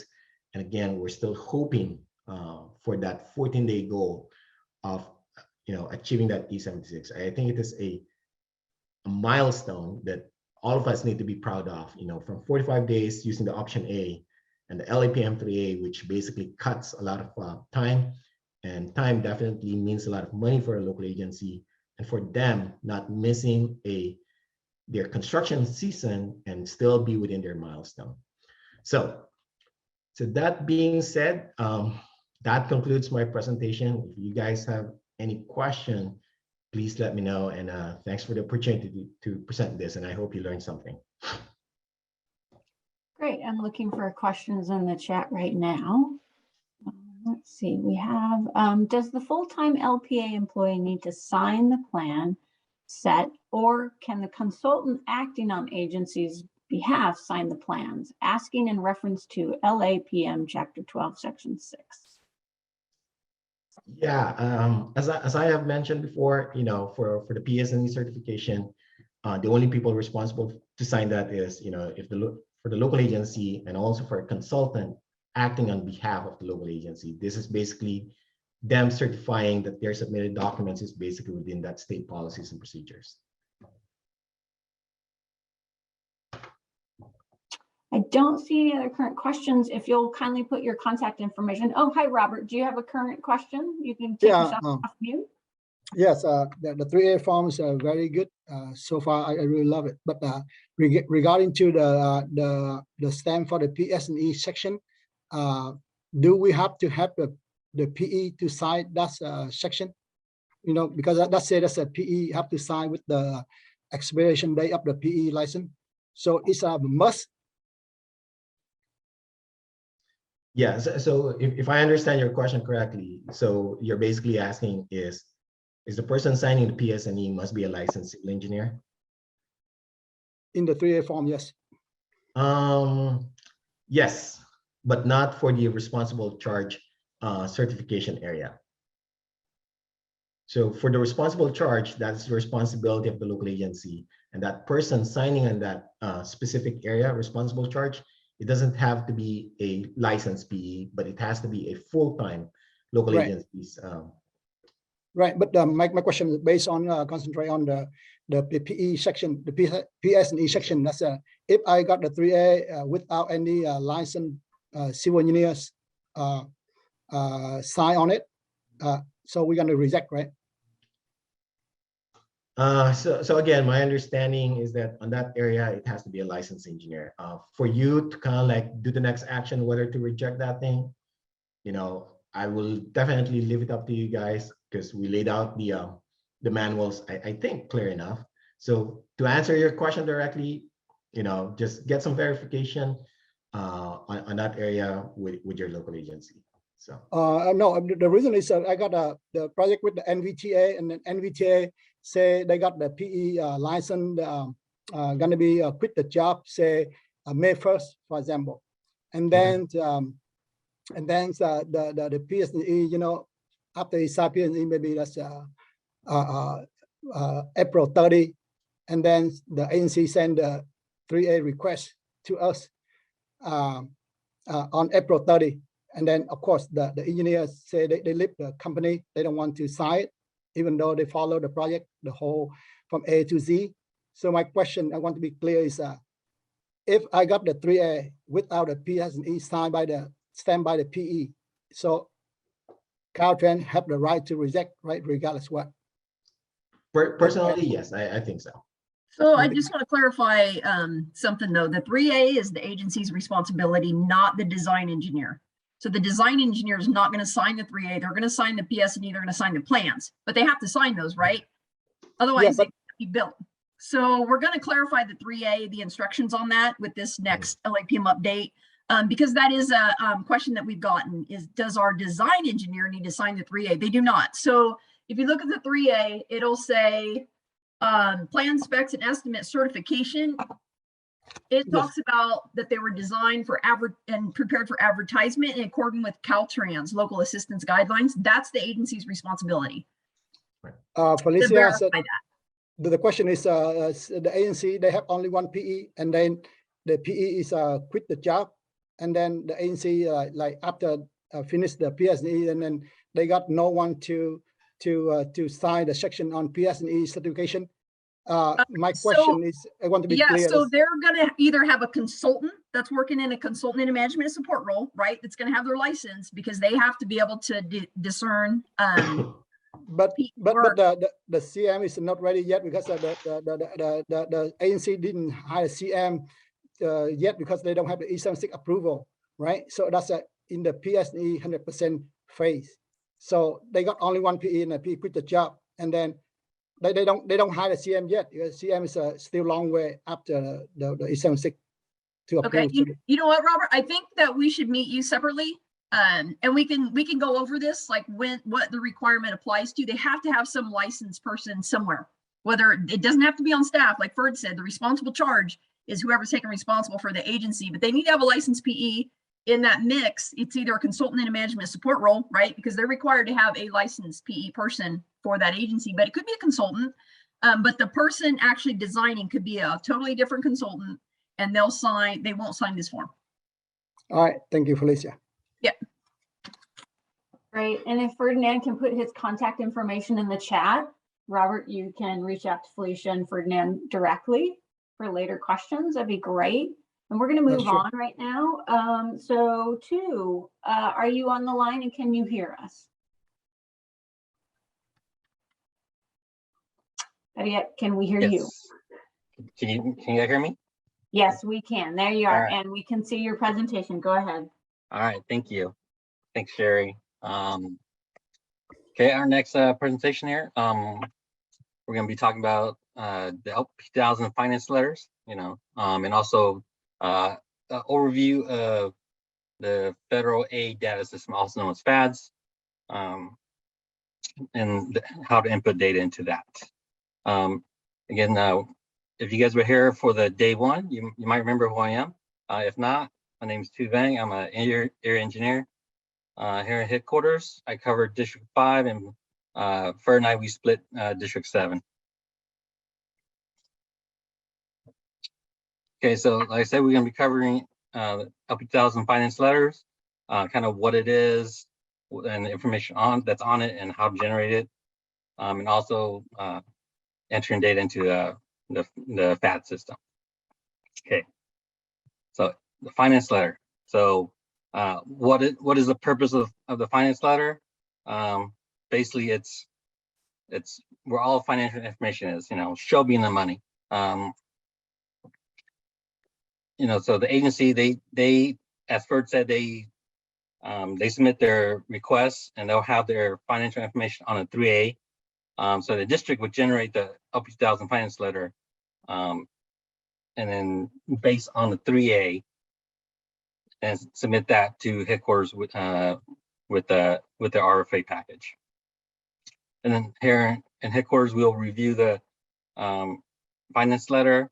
As Ferd said, we'll check the fund balances and pick the appropriate appropriation code, and we'll submit the finance letter to FHW as supporting documentation. And then once the E76 is approved, we'll also submit a finance letter to local programs accounting to encumber the funds. And the finance letter is also referenced as part of the PSA that you guys heard earlier from Greg and Gerald. Okay, so what does the finance letter shows? So these are the information that's on the finance letter. It's the federal participating ratio and the federal reimbursement ratio. Those are two different things, whether it's pro rata or lump sum.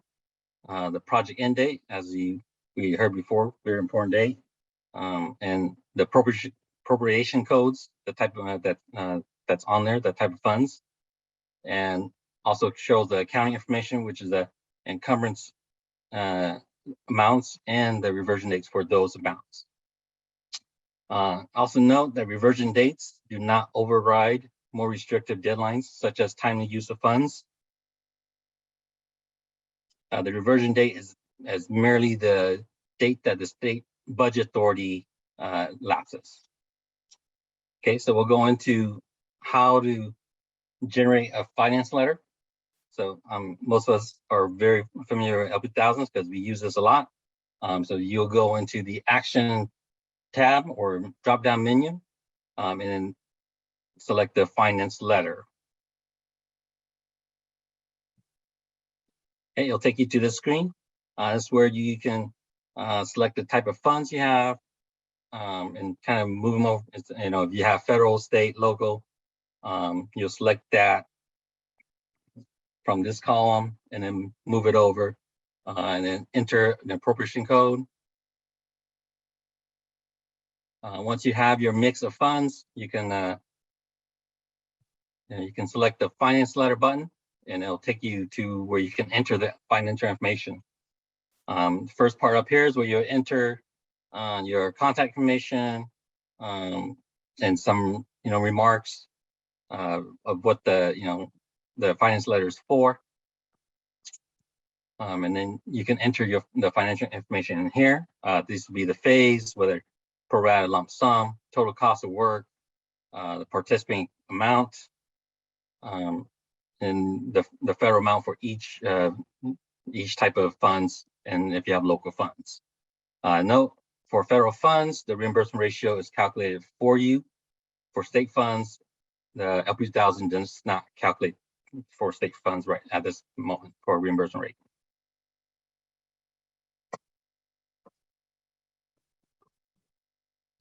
Make sure to save it when you have all the information entered.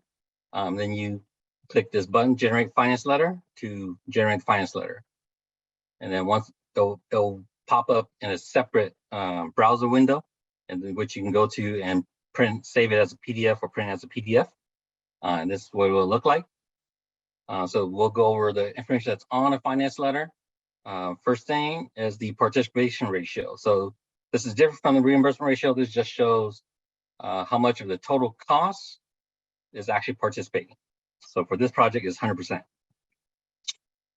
Next is the reimbursement ratio. So you can see this is different for each line. It could be different for each line. This is the reimbursement ratio, which is the federal amount divided by the participation cost. Next is the federal appropriation codes, or the type of funds that's on here. These are all federal. There's no state, and there's the local. And then again, whether it's pro rata or lump sum, and this project is lump sum. And then of course, the project end date is also shown up here. If it's state funded, it won't have a project end date. Project end date is only for federal funds. And then the finance letter, the financial information down, the accounting information down here. So you can see the encumbrance amount, how much has been expended already, and also reversion dates. And if there's a co-op agreement, they'll be down here as well. Okay, so that was a brief overview of generating the finance letter and what's on the finance letter. Now we'll go into the FedA system, the FADs, and how to enter information here. So this is the login screen, and here's a link to a login. If you don't have a user account, you can click here to request a user ID. So you enter your user ID and your password and you'll sign in. This is the screen it'll take you to. And we'll mostly use the first drop-down menu here, the project request. And under project request, you can add a new project, add a new sequence. You can look at your work queue. You can search for a particular project, that project federal project number under project query. You can also view fund balance. So we'll go to selecting new projects to see how do we create a new project. You'll need an Advantage ID number. That's where you enter it. And then you also need to enter the FAD suffix for local assistance projects. It'll just be L. And for phase, local assistance projects is also just single phase, which is it.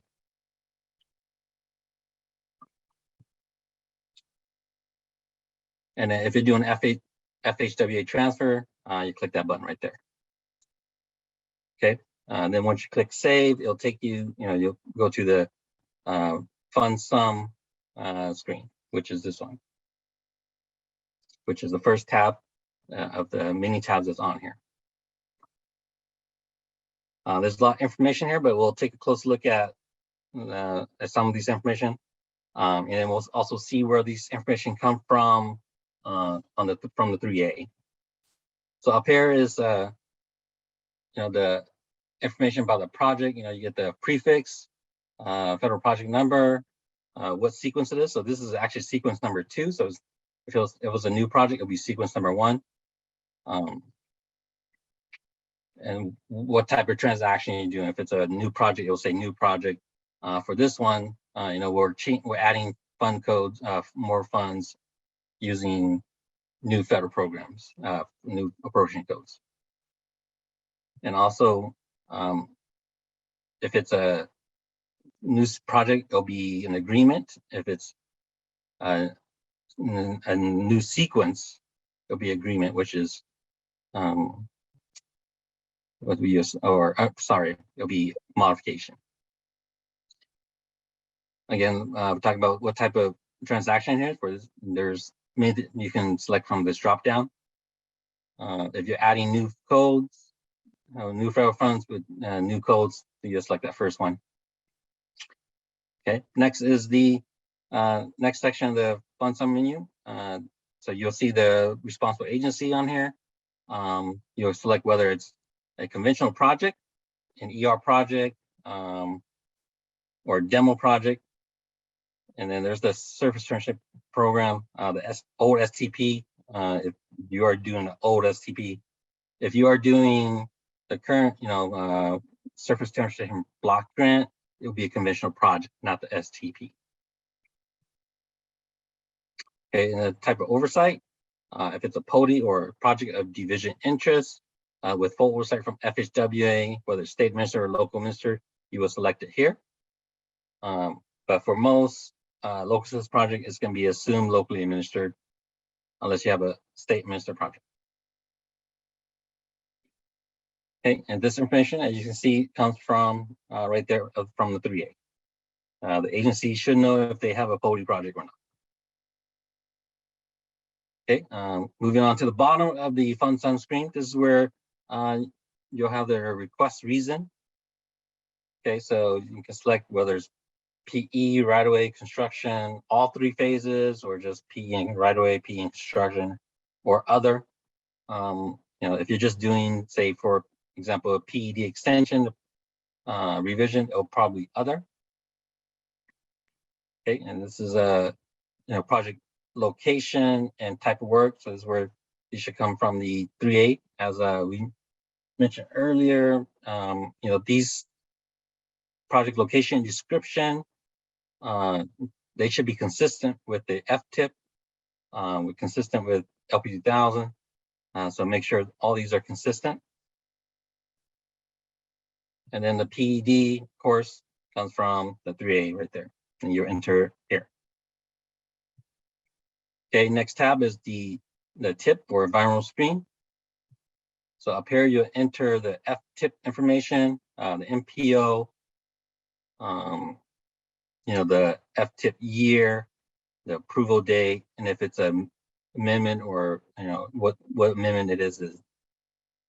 For this one, there's not an amendment. It's just the FTIP.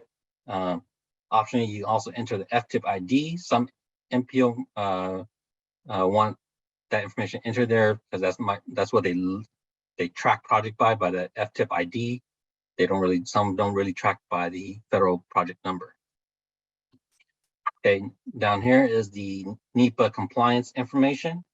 You can select what type of document it is, and then also the approval date.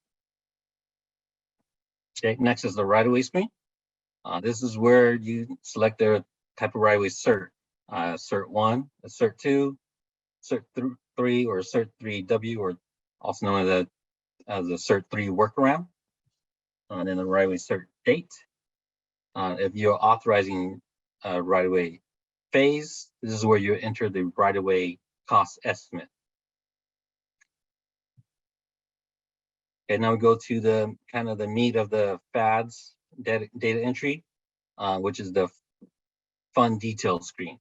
So as you see here, there are many fund detail line. So to edit or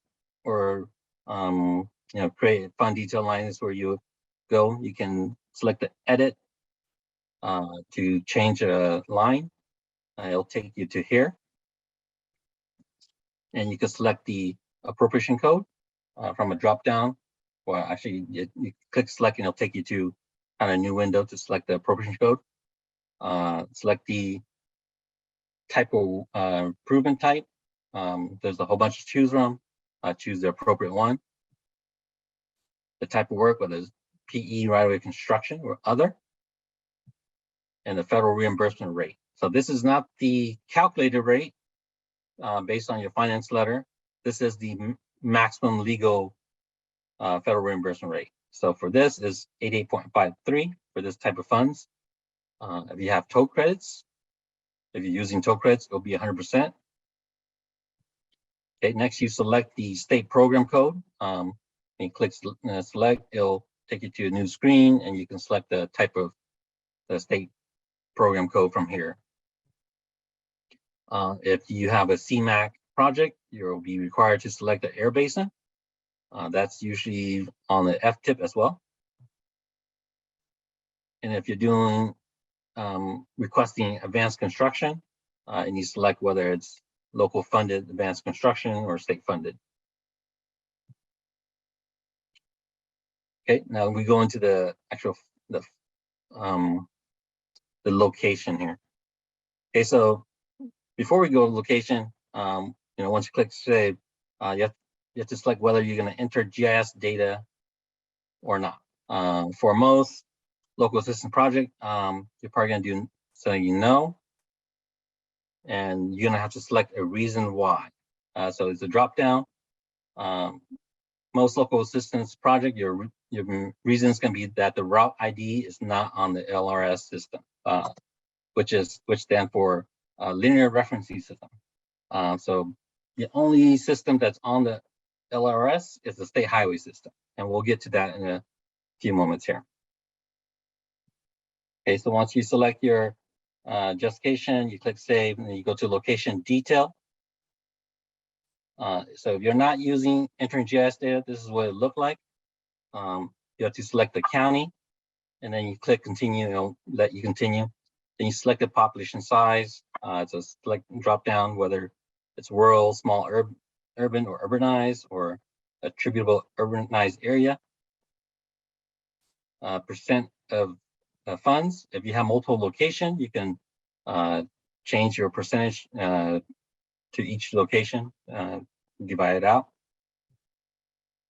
And then if it's greater than 200,000 that you selected earlier, you'll have to put in a urbanized area.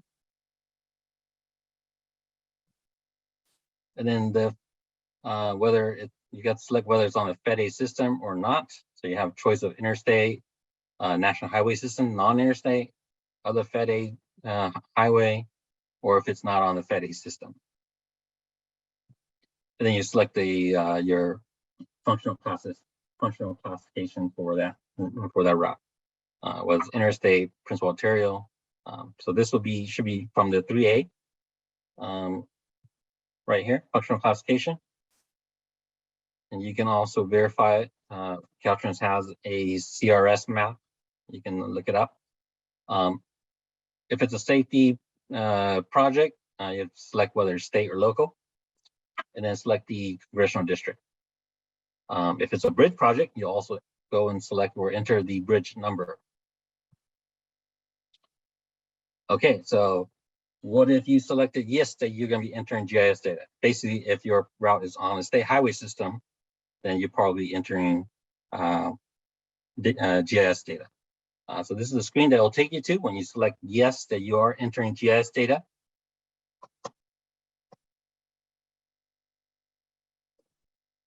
Okay, so first thing first is the enter the route ID. So this is the format that it needs to be in. So this example is State Highway System 5. So this is on Interstate 5. Okay, so next thing is you need to enter the begin mile point and end mile point. So those are not the post mile, which is what we normally know or what we normally use on the state highway system. So we normally know the county route post mile, but that's not what we enter here. We need to enter the mile point, which is the state odometer mile point. So, but because we know the county route post mile, we can use that to look up the statewide odometer mile point. And you would use the post mile query to do that, which is handy because it's located right here. And then it'll take you to, the post mile query to, you enter your county route and post miles. You click go, and it'll give you the statewide odometer number. And those are the numbers that you will enter into your begin mile point and end mile point. Okay. Again, same thing, percentage fund, you enter here. If you have multiple location, you can split your percentage out. And of course, you have bridge, also select bridge number. Okay, next we'll move on to the FADS comment screen. This is where you can add comments and also see previous comments as well, and who made those comments, whether it's district or headquarters, and the sequence where those comments are made for. Okay, so if you're making comments, this is where you enter it. For headquarters, we can check this box to send our comments to FEMAS. That's normally for headquarters. For district, you can check this box if you don't want FHWA to view your comments. And then you enter your comments in there. And then just a note for headquarters folks, FEMAS does have a character limit of 1,100 characters, and that's not 100. That's not 1,100 characters per comment. It's 1,100 characters total for the project. Okay. Next is the related tab. If you have a project that is related to another project that's also in FADS or FEMAS, this is where you will enter that information. FHWA do like to know if there are projects that are related. An example could be, for example, the PE phase was authorized under a different federal project number, and now the con phase might be authorizing under a new federal project number. So this is where you will enter that information. You enter the federal project number that this project is related to, and then select the relationship, whether it's, you know, how this project relates to the other one, and then the reverse relationship as well. Okay, next is the stat log screen. This is the status log, and you can see the status of the previous sequences, as well as the current sequences, when the project was initiated, when it's submitted to headquarters, when it's submitted to FHWA, when it was approved by FHWA. Okay, next is the email screen. Enter your email here if you want to be notified when the project moves through the FAD's authorization, you know, when it gets sent to FHWA and then when it gets authorized by FHWA. So you can, if you worked on the project, you can select, or if you were entering information into this FAD screen or into FADs, you can select your name from the drop down here. If not, you can also select from other users as well. Here in headquarters, we always include the project analyst as well, so that they get notified when a project is authorized by FHWA. Okay, next we'll move on to the project doc screen. This is where you attach all your documentation. So you will select the type of document that you're entering. For us, mostly we're just going to do, it's going to be called, you know, local assistance complete package. And we do prefer that if you are submitting a package to headquarters, that you bundle it all into one file. Makes it easier for us to download, instead of having to download maybe 10 separate documents. And also note, FHWA view, district documents should be no. You can select that down here, whether FHWA should view. So only headquarters documents that we send to FHWA should be viewable by FHWA. Okay, we'll move to the approval tab. Here you can see who the was prepared by the FADS transaction, who it was prepared by, and the date was submitted to headquarters. And here you can see who in headquarters reviewed the project and when it was done, the review was complete. And then when the project was sent to FHWA and by, you know, also by who in headquarters. And then down here is where you'll see the when it was authorized in FEMAS, when the E76 was authorized. Okay, so that kind of concludes our FADS and LP2000 overview. If you guys have any question, I'd be here happy to answer them. We have one request. So can you talk about the old 3-digit urbanized codes and how they can be used or not be used? Okay, let me go back so we can kind of see that. But yes, so the old urbanization code or urban codes, therefore, if you're using older funds, say for example, map 21, they will be on here. I don't see any listed on this example, but if you're using old appropriation code, urbanized code, or you know, you have to use the correct urban code that goes with that appropriation code. And those are the 3-digit code. And I think that's, you know, that's something here in just headquarters that we will check and make sure that that's correct before we submit it. So it's not too, I don't think it's something that, you know, districts should worry too much about. But yes, there is the old codes that goes with the older funds. Okay, so hopefully you've been paying attention to the topics, and hopefully they have been of great benefit to you. So I want to open it up to discussion on any of the items that you didn't quite understand, and I'll touch on yours a little bit more, Robert, as well. And then how can we best support you in the district? So I know this last year we have been talking about and doing a lot of outreach training on critical dates. So those are very important. And the reason they're important is because we in DLA don't really have control over if an agency does or does not lose their funding, right? So that's a CTC for allocated funds, timely use of funds. If those deadlines aren't met, you know, we don't have control that CTCs and take that money. They're very strict. Also on the authorizations, the project end date. So an agency does definitely need to comply with those, but we realize that outreach is needed, tools are needed, guidance is needed. So any help that you guys can give us on, hey, we'd like to see this, we think the agency needs this in order to understand those, let us know. We're all ears because we are continuously creating ways to do that. So let's see, do we have any questions in the chat, or does anyone have a question right now? Yeah, I don't see any questions in the chat. If folks want to raise a virtual hand and or a physical, hi Robert, if you have a webcam, and or give us an icon in the chat, we'll go from there.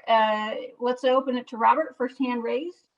Yes, I have a question on the PED. I just want to be clear. I have a project, the bridge project.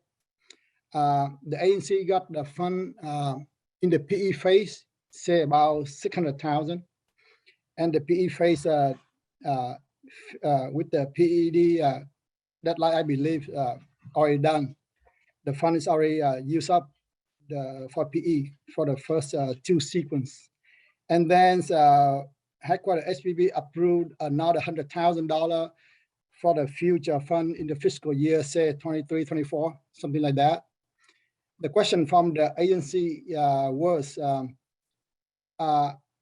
during the time, the PED for the previous fund in 2013 or whatever, I'm just new to the local system, about 3 years, and take over this project. And then during the 2000, say about 13, 18 to 2022, the agency is still working on the PE phase. And then if the new fund, $100,000 fiscal year 23, 24 come in, how can they invoice? So it means that during that time, so the local agency cannot work on the PE? Yeah, so in terms of your question, if there was a lapse in the project end date, all the work that occurred during that lapse is considered federally non-participating. And so the way that it would work is that they would extend their PED, so with that new money, or they could basically extend it at any time. And so then they can start incurring reimbursable costs again. In terms of invoicing it, what you would do is you would annotate on the invoice saying that there's a non-participating gap and that there's either no charges that were incurred during that time, or that there was costs incurred during that time, but they're identified as non-participating, and then accounting should be able to pay that.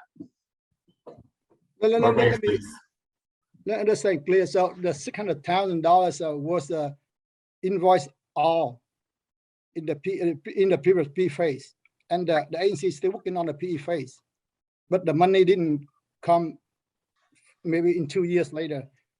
That's not fair for the agency to cannot invoice during the last time because they cannot control the funding. Correct, but they can control if the PED is current. And so they basically, if they're ever working on the project, they want to make sure that their PED is current so that they can bill those costs when funds do become available.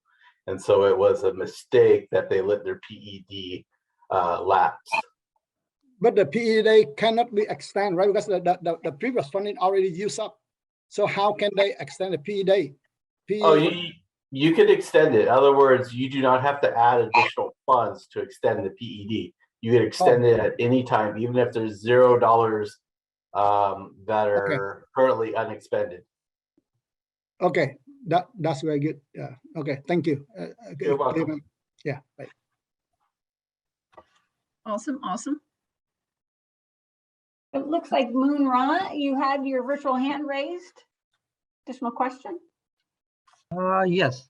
So the instructor just recently said that if we are submitting the RFA package to headquarters, we try to do our best to do the current code, but if for some reason, if it's not correct, headquarters will fix it. But I have had some situations where headquarters rejected my RFA package because the code was not current. So I just wondering, just want to clarify, do we supposed to put the current codes or headquarters can fix it on our behalf?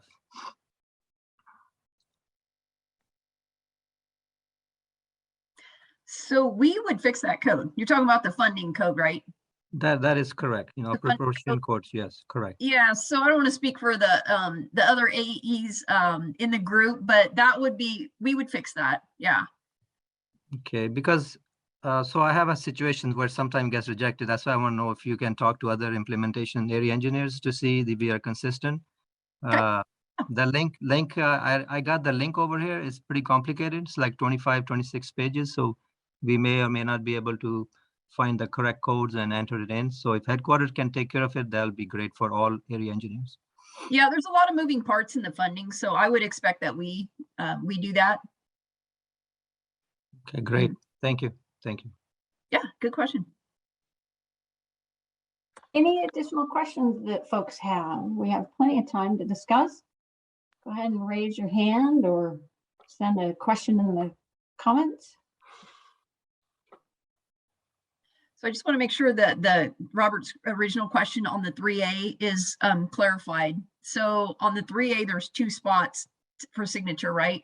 There's one for the agency's licensed engineer, but if they don't have a licensed engineer on staff, they need to have a consultant in a management support role. That's either one of those sign on that. And the bottom, it says responsible charge engineer. That's the agency's responsible charge. Does not have to be an engineer. It's the person taking responsible charge. So if they have a consultant in management support role, it wouldn't be that CMSR because they signed above. It would be the agency it signs below, but it would not be the designer necessarily unless they're on agency staff and they're doing both. So I just wanted to clarify that. Yeah. All right. Thank you. Okay. No other questions? Tiffany, you had another question, Robert? Yeah, I would like to ask a question that's just for my input to have a better system for the LP2K. In the LP2K, there's 2 areas. I think it's I don't know, should we fix it? Like when you have the request, say, for example, the con fund, the previous con fund, say, just say ZS30 for the $500,000 approved already. And then you have another con fund that's $200,000, the same federal code ZS30. So in the FAST system, we enter like that. We have a previous authorization and then the request. But in the LP2K, you have to erase a 500,000 previous sequence.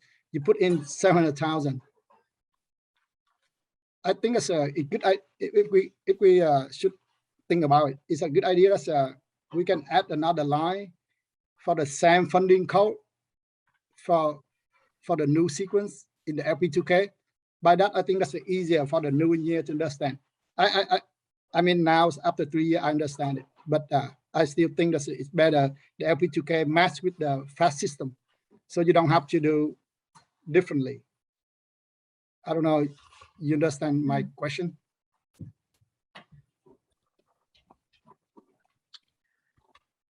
If I understand your question, essentially what you're asking is that the FAS lines exactly line up with the LP 2000 lines. Is that correct? Yes, I think that's better it's better understand. Yeah. Long term, we basically want to tie those 2 together, and we may be going that direction, so that way there could be a direct input. But that's kind of a future plan that's we're thinking about doing. And so hopefully we could do that where it gets entered just one place and it's automatically carried through. But that's still probably 2-3 years out. Yeah, I think that's a good idea because that's a redundant work. And then I have the another projects last month we have about 14 sequence So each sequence, like I got different federal code. So because that's too many sequence with too many code. So the scrolling bar in the bottom, I cannot move to the right, move to the left.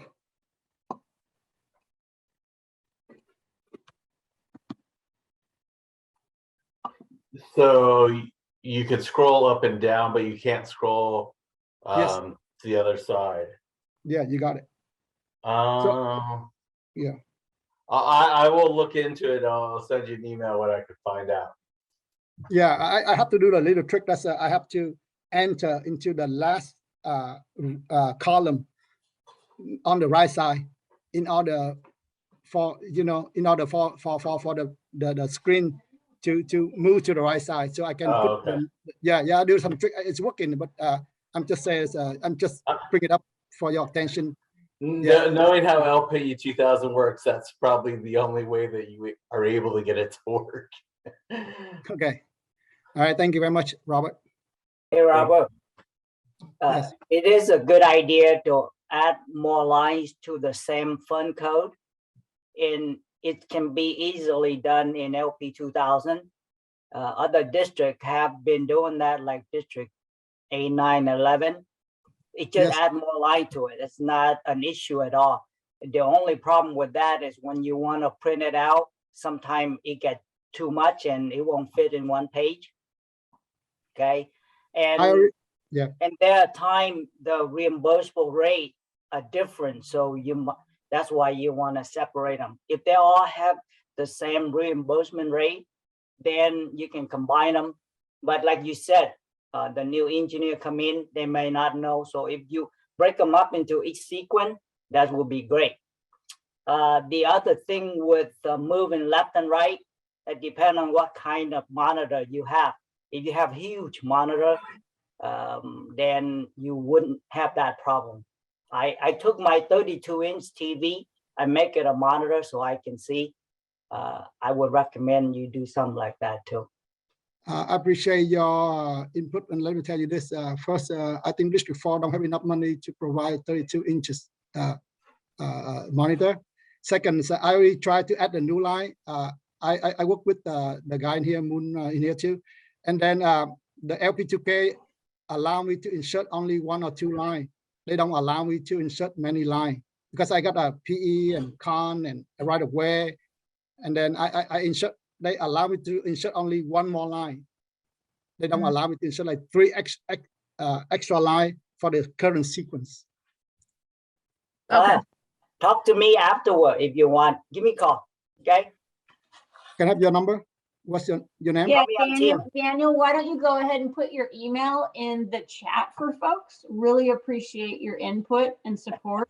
This is really great conversation. We're shortly going to move on. And Robert, thank you for the questions. Please reach out to those folks that are helping you, probably best a one-to-one, and you guys can share your screens and then address, the technical issues that you're having.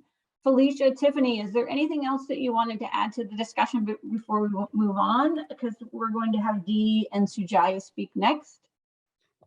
I think I'm good.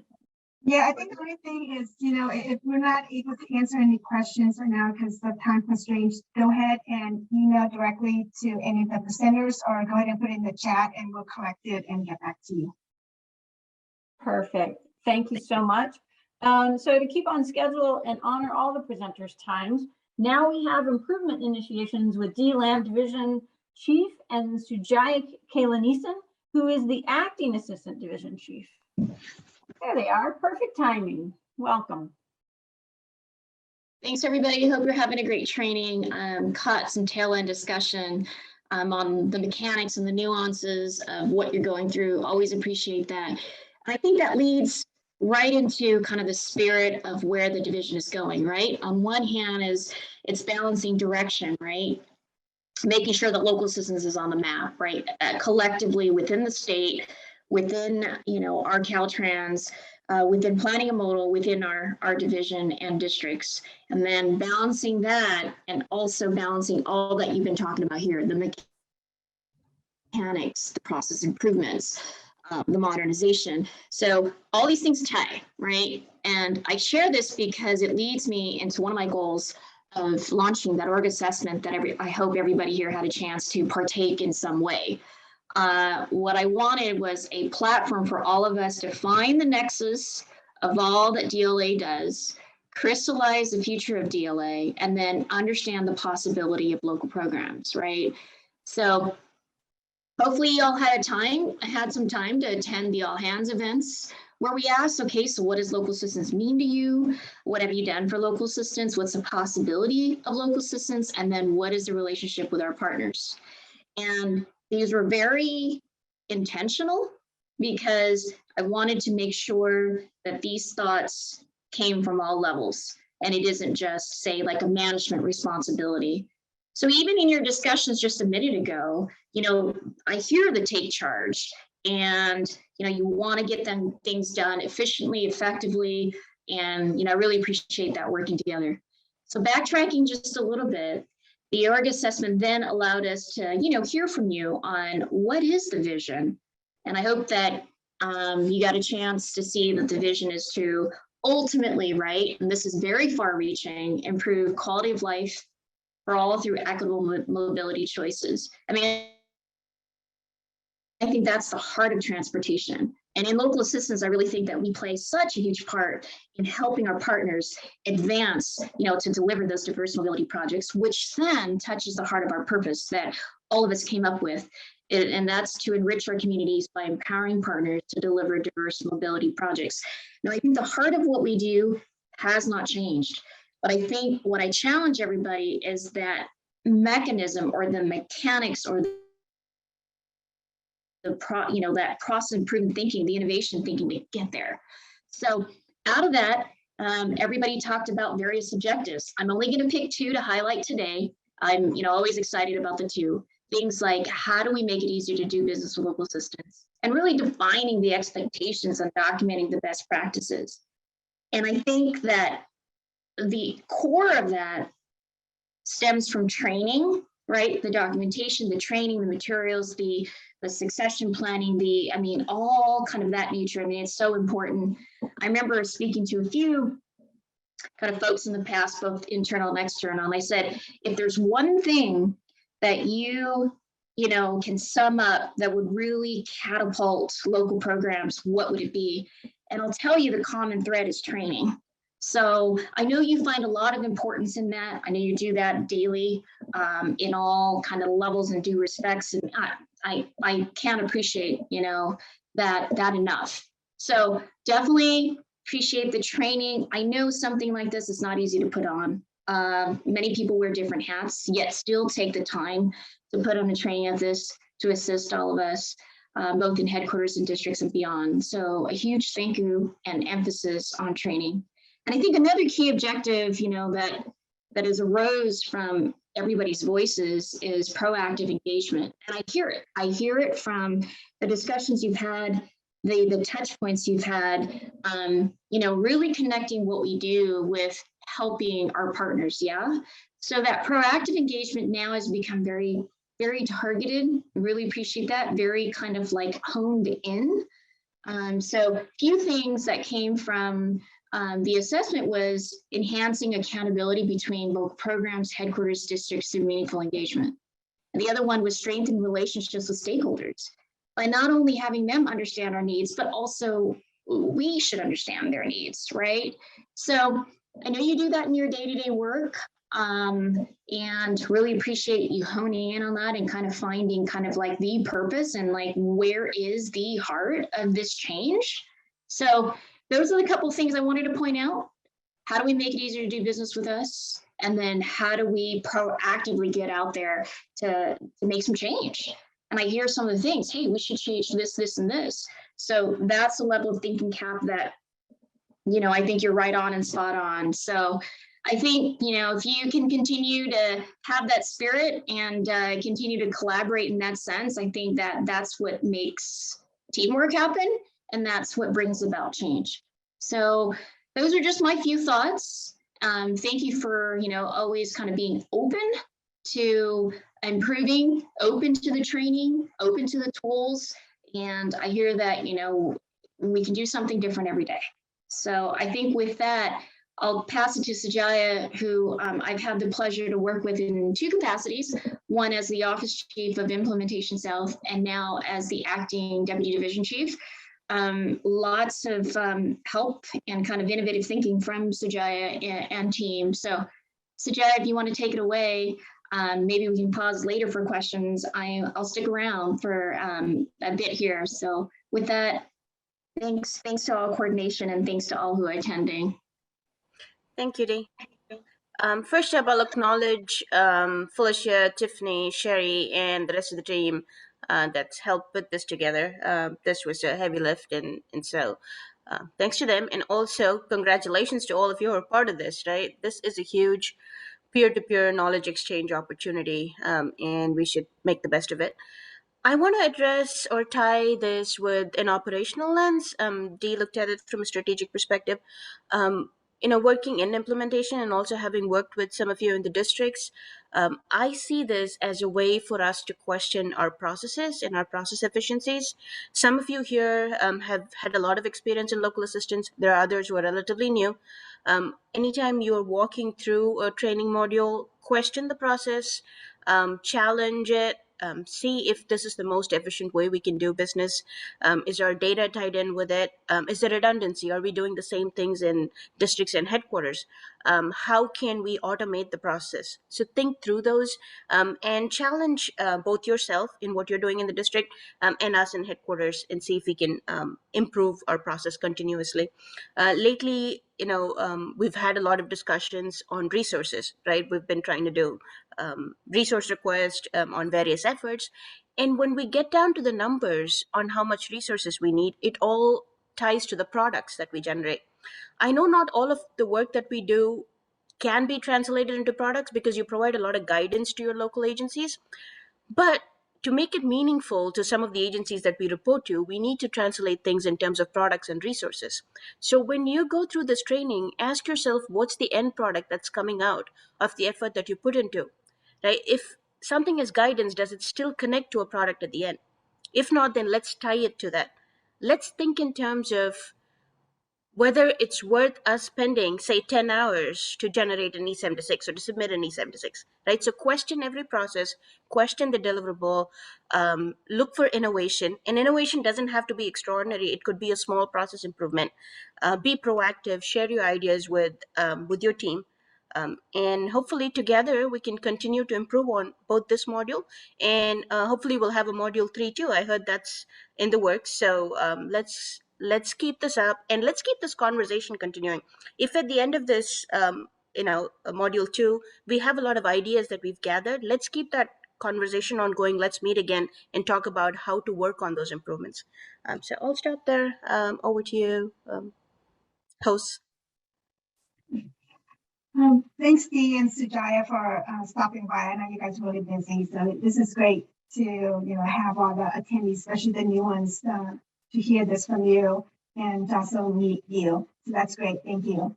And segue into what Sujaya is saying about Local Assistant Academy Module 3 coming up. So it's very important that you fill out the survey. I know that last one we didn't get as high participant number as we hoped for. So again, I'm encouraging you to provide your feedback in the survey, especially in the comment section, on what you'd like to see in the future training. So this is really for you. The more you let us know how we do, how we can improve, then the future trainings would be all the better for everyone. So with that, back to you, Sherry or Felicia, if we want to start the quiz. Great, thank you very, very much. Very informative. And I've just put the survey for just today in the chat for everyone, so you can start accessing it early. That feedback is absolutely going to help us construct better training, and also put your feedback in there how we're doing so that we can improve our presentations and the materials that we're providing. And so I'd also like to share my screen real quick. So, and then I'm going to pass it back over to Felicia to end today. So there we go. So here's the survey up on the screen right now.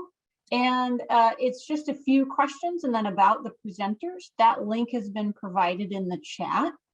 Anytime anyone mentions training as well, I know this is an internal staff training, but I also wanted folks to be aware of the LTAP Center training for our local and tribal agencies. This information I will put in the chat as well. And so it will tell you all the trainings that the LTAP Center is providing for local and tribal agencies. Very important information. I'll put it in the chat.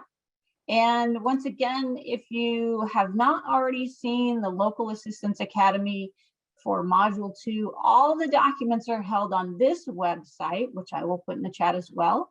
It has the agenda for the 3 days, and then all the PowerPoint presentations that are PDF for last Wednesday and today's event, and next week we will upload day 3. So those are all kinds of important information. I will put it into the chat. I'm going to hand it back over to Felicia and Tiffany. Great, thank you, thank you. Okay, right on time. I think it's time that we assess what we learned today.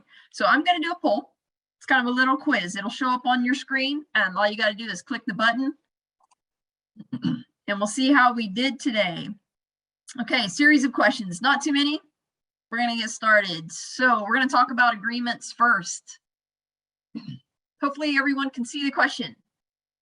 If a PSA is needed, is it required? There's one right answer. A PSA, program supplement agreement, prior to starting work, prior to invoicing, prior to the master agreement, PSA, it's never needed.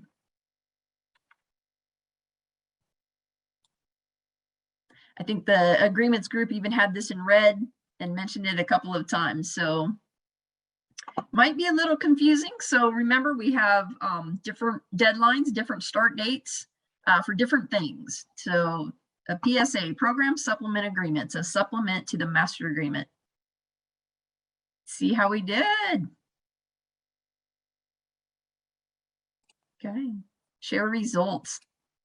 Okay, if a PSA is needed, remember, it's not always needed throughout the project, but we do need a PSA for the project, right? So when they come in for a phase, doesn't mean they're going to get a new PSA unless we need to add covenants or something has changed in that we need to update. They will get a new finance letter. PSA is needed for every project, but it is needed prior to invoicing. So an allocation or an authorization starts the clock when an agency can do reimbursable work outside of the at-risk PE. But in order to get invoiced, they need to have an executed PSA. The area engineer is the last person to sign on that. They are actually signing for the division chief when they sign that. Question 2. Okay, when an agency invoices, how is the PSA, program supplement agreement, execution verified? So we try to put different controls in place when we have these processes, so we do not miss them. We cannot, absolutely should not be paying an invoice if they don't have an executed PSA. So accounting has their own control measures. They do not pay unless they see an executed one. But we also have measures in place within DLA, and that is, do the districts ask HQ? Did the districts ask the agency? Are the districts required to check this on the invoice checklist, or verification is not necessary? Wait, hopefully you don't pick D. I think I just went over that.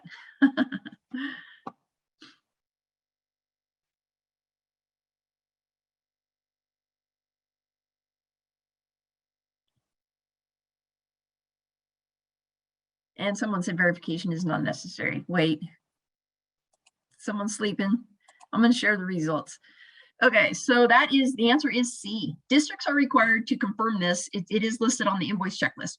So before you pay an invoice, check to make sure they have an executed PSA. There's actually a lot of things on that invoice checklist that are very critical for the districts to check, because sometimes that is our only check that we have, but we have to ensure these things are done. Otherwise, it's a it's non-compliance.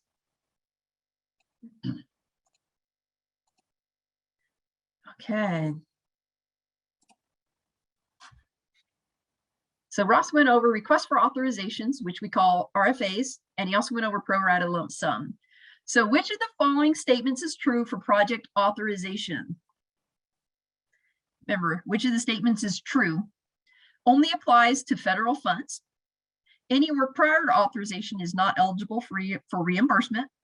An agency can advertise their construction contract prior, since I can't see the whole thing, to authorization. Or a federally funded project only receives one authorization. Oh, there we go. So is it A, B, C, or D? True. Any work prior to authorization not eligible. There are no exceptions. An agency can advertise their construction contract prior to authorization but cannot award the contract. A federally funded project only receives one authorization for the entire project. I like this question because it's very, it makes you think. It makes you think. So the answer is A. It only applies to projects with federal funds. So remember, federal funds need a project authorization. So can any work start prior to authorization? Not generally, but there is an exception, and that is at-risk PE. Can an agency advertise their construction contract prior to authorization but cannot award? They can't even advertise. That is a big no-no. They have to have their E76 in order to advertise for construction. And a federally funded project can receive more than one authorization, right? When they come in to add funds in the next phase.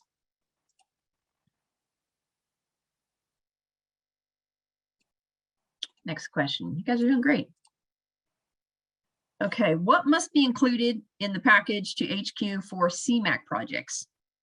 Hopefully we all know what CMAQ stands for, congestion mitigation air quality.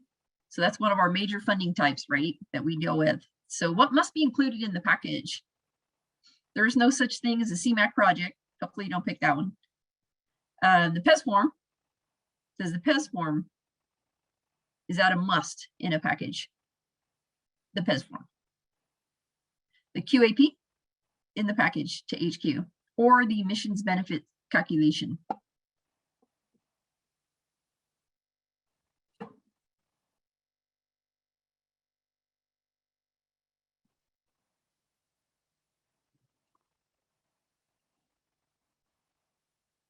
So that one would be D. Yep, correct. Emissions benefits calculations. You remember, if that's not in there, then we shouldn't be authorizing that CMAQ project. We do need that. The agency needs to show that there is an emissions benefit that is part of the requirement for CMAQ funds. Okay, what type of federal share is most beneficial for underfunded projects? What type of federal share is most beneficial? What are we going to suggest? Is it pro rata, lump sum? Doesn't matter since we can change between these at any time, or emergency ER program funds. All right, looks like you guys definitely got this one.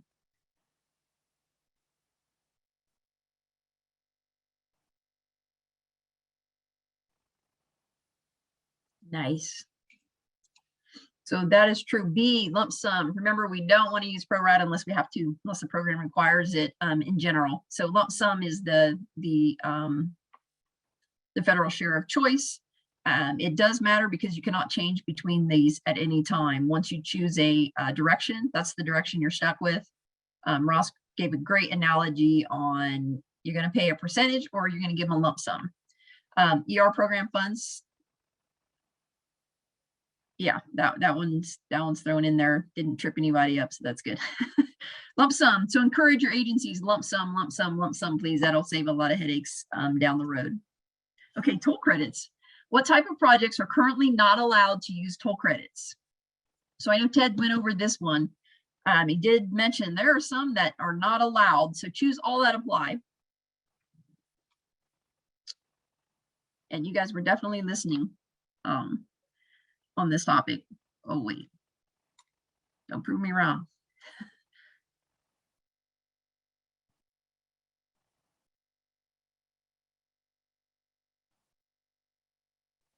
All right, let's see what we got. So what type of projects are not allowed to use toll credits currently? ER program, that is true. HSIP, true. Hybrid bridge program, true. CMAQ, not true. We are allowed to use toll credits on CMAQ. So CMAQ is the one answer that is not correct. So ER, HSIP, HBP, they are not allowed to use toll credits. So toll credits on CMAQ.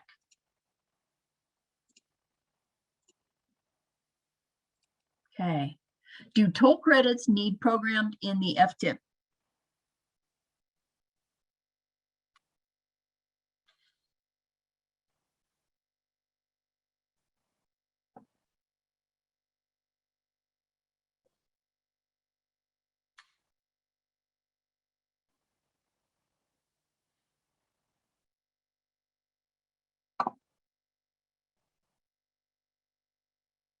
That is, yes.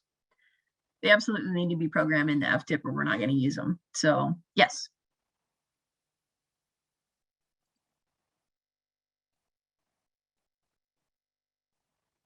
One more toll credit question.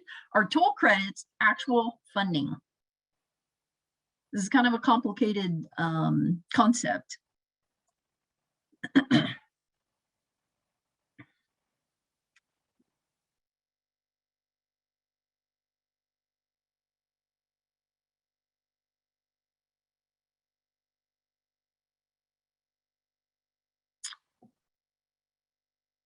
See what we got.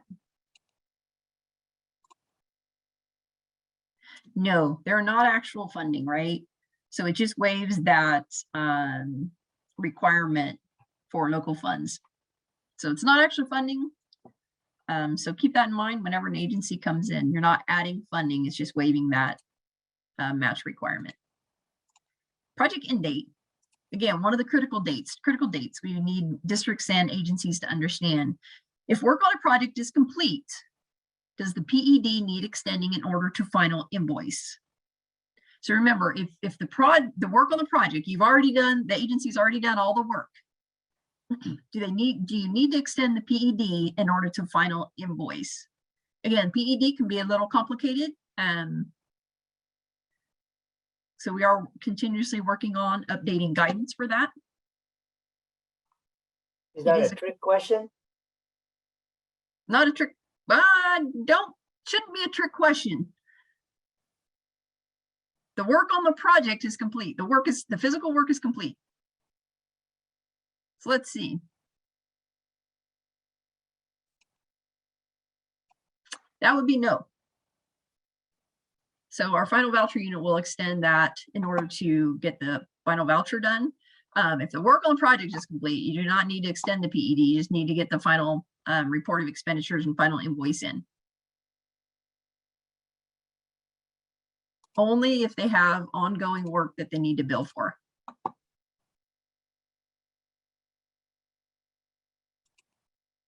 Okay, the final report of expenditures, which we call the FROE, should be submitted when? This is another PED question, project end date question. 60 days after PED expiration, 180 days after PED expiration, on or before PED expiration when the agency is ready.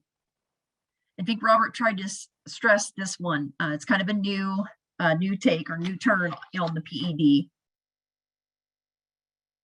and guidance that we have. So like I said, a little bit complicated topic here.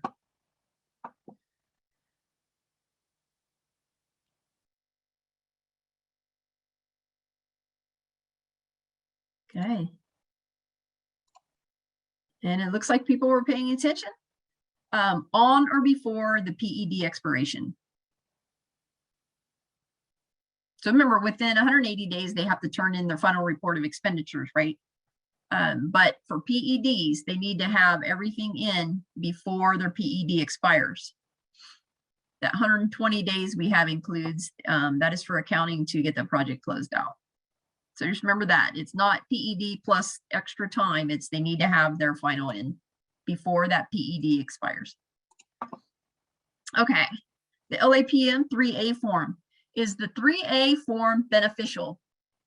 You can answer this however you like. If you find it beneficial to you, then answer yes. If you've been here a while, you know what the 3A used to be, 3A, B, C. So we did consolidate several forms into the 3A. It is a smart form. So we would like to do that with other forms, right? So if you think it's beneficial, say yes. If not, reach out to us and let us know why not. We are continuously updating this form to make it user friendly. And most people said yes, it's beneficial. Great. That 3% that said no, reach out to us. Let us know why.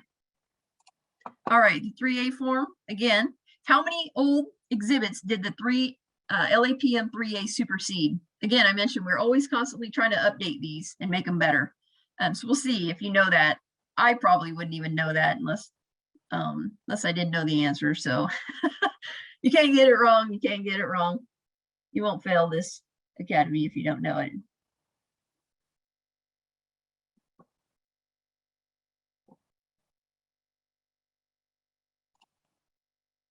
Okay.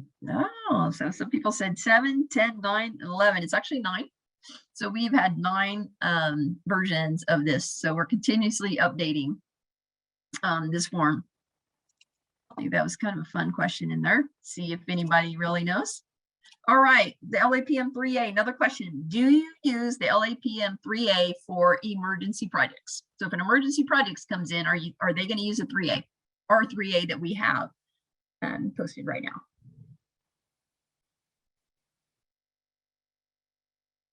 And some districts don't do that many emergency projects, so you may not be aware, but hopefully I'm not persuading your answer.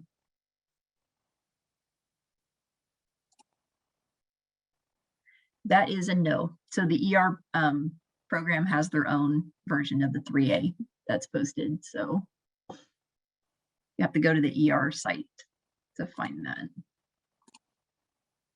One more 3A. Is it mandatory to use the built-in cost estimate template in the 3A? Is it mandatory?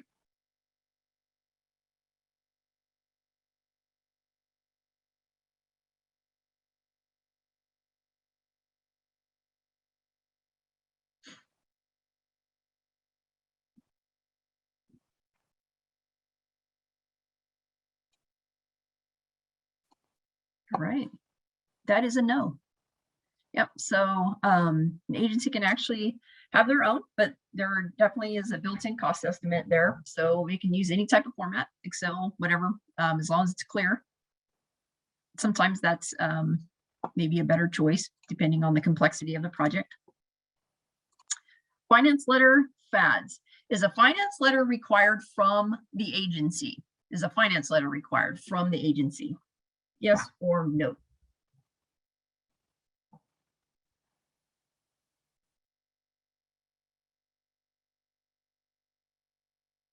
So we used to have this requirement, right? But then we did our fancy 3A.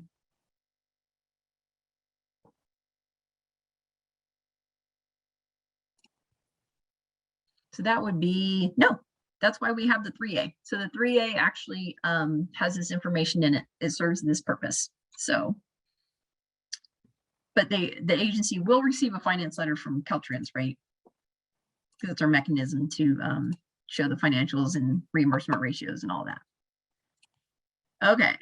In FADs, all boxes need checked or filled, especially those with black font, red font, yellow font, or green font.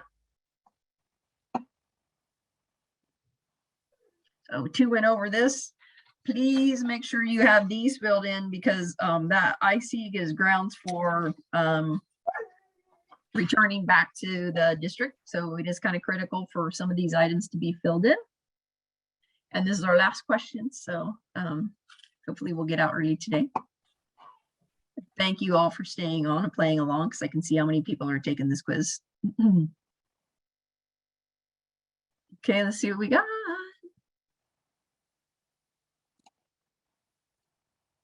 Red font. That is correct. Anything that has a red font and FADs, please fill it out because those are critical items. Okay, that is all I had for the poll and the assessment of how we did today, Sherry. So I will turn it back over to you and Tiffany. If you had any final words to add, thank you everyone so much for joining today. Again, even if the survey doesn't cover your needs on what you'd like to see in the training, you can always reach out to us individually. And we do keep notes on all this. So thank you, everyone. I appreciate it.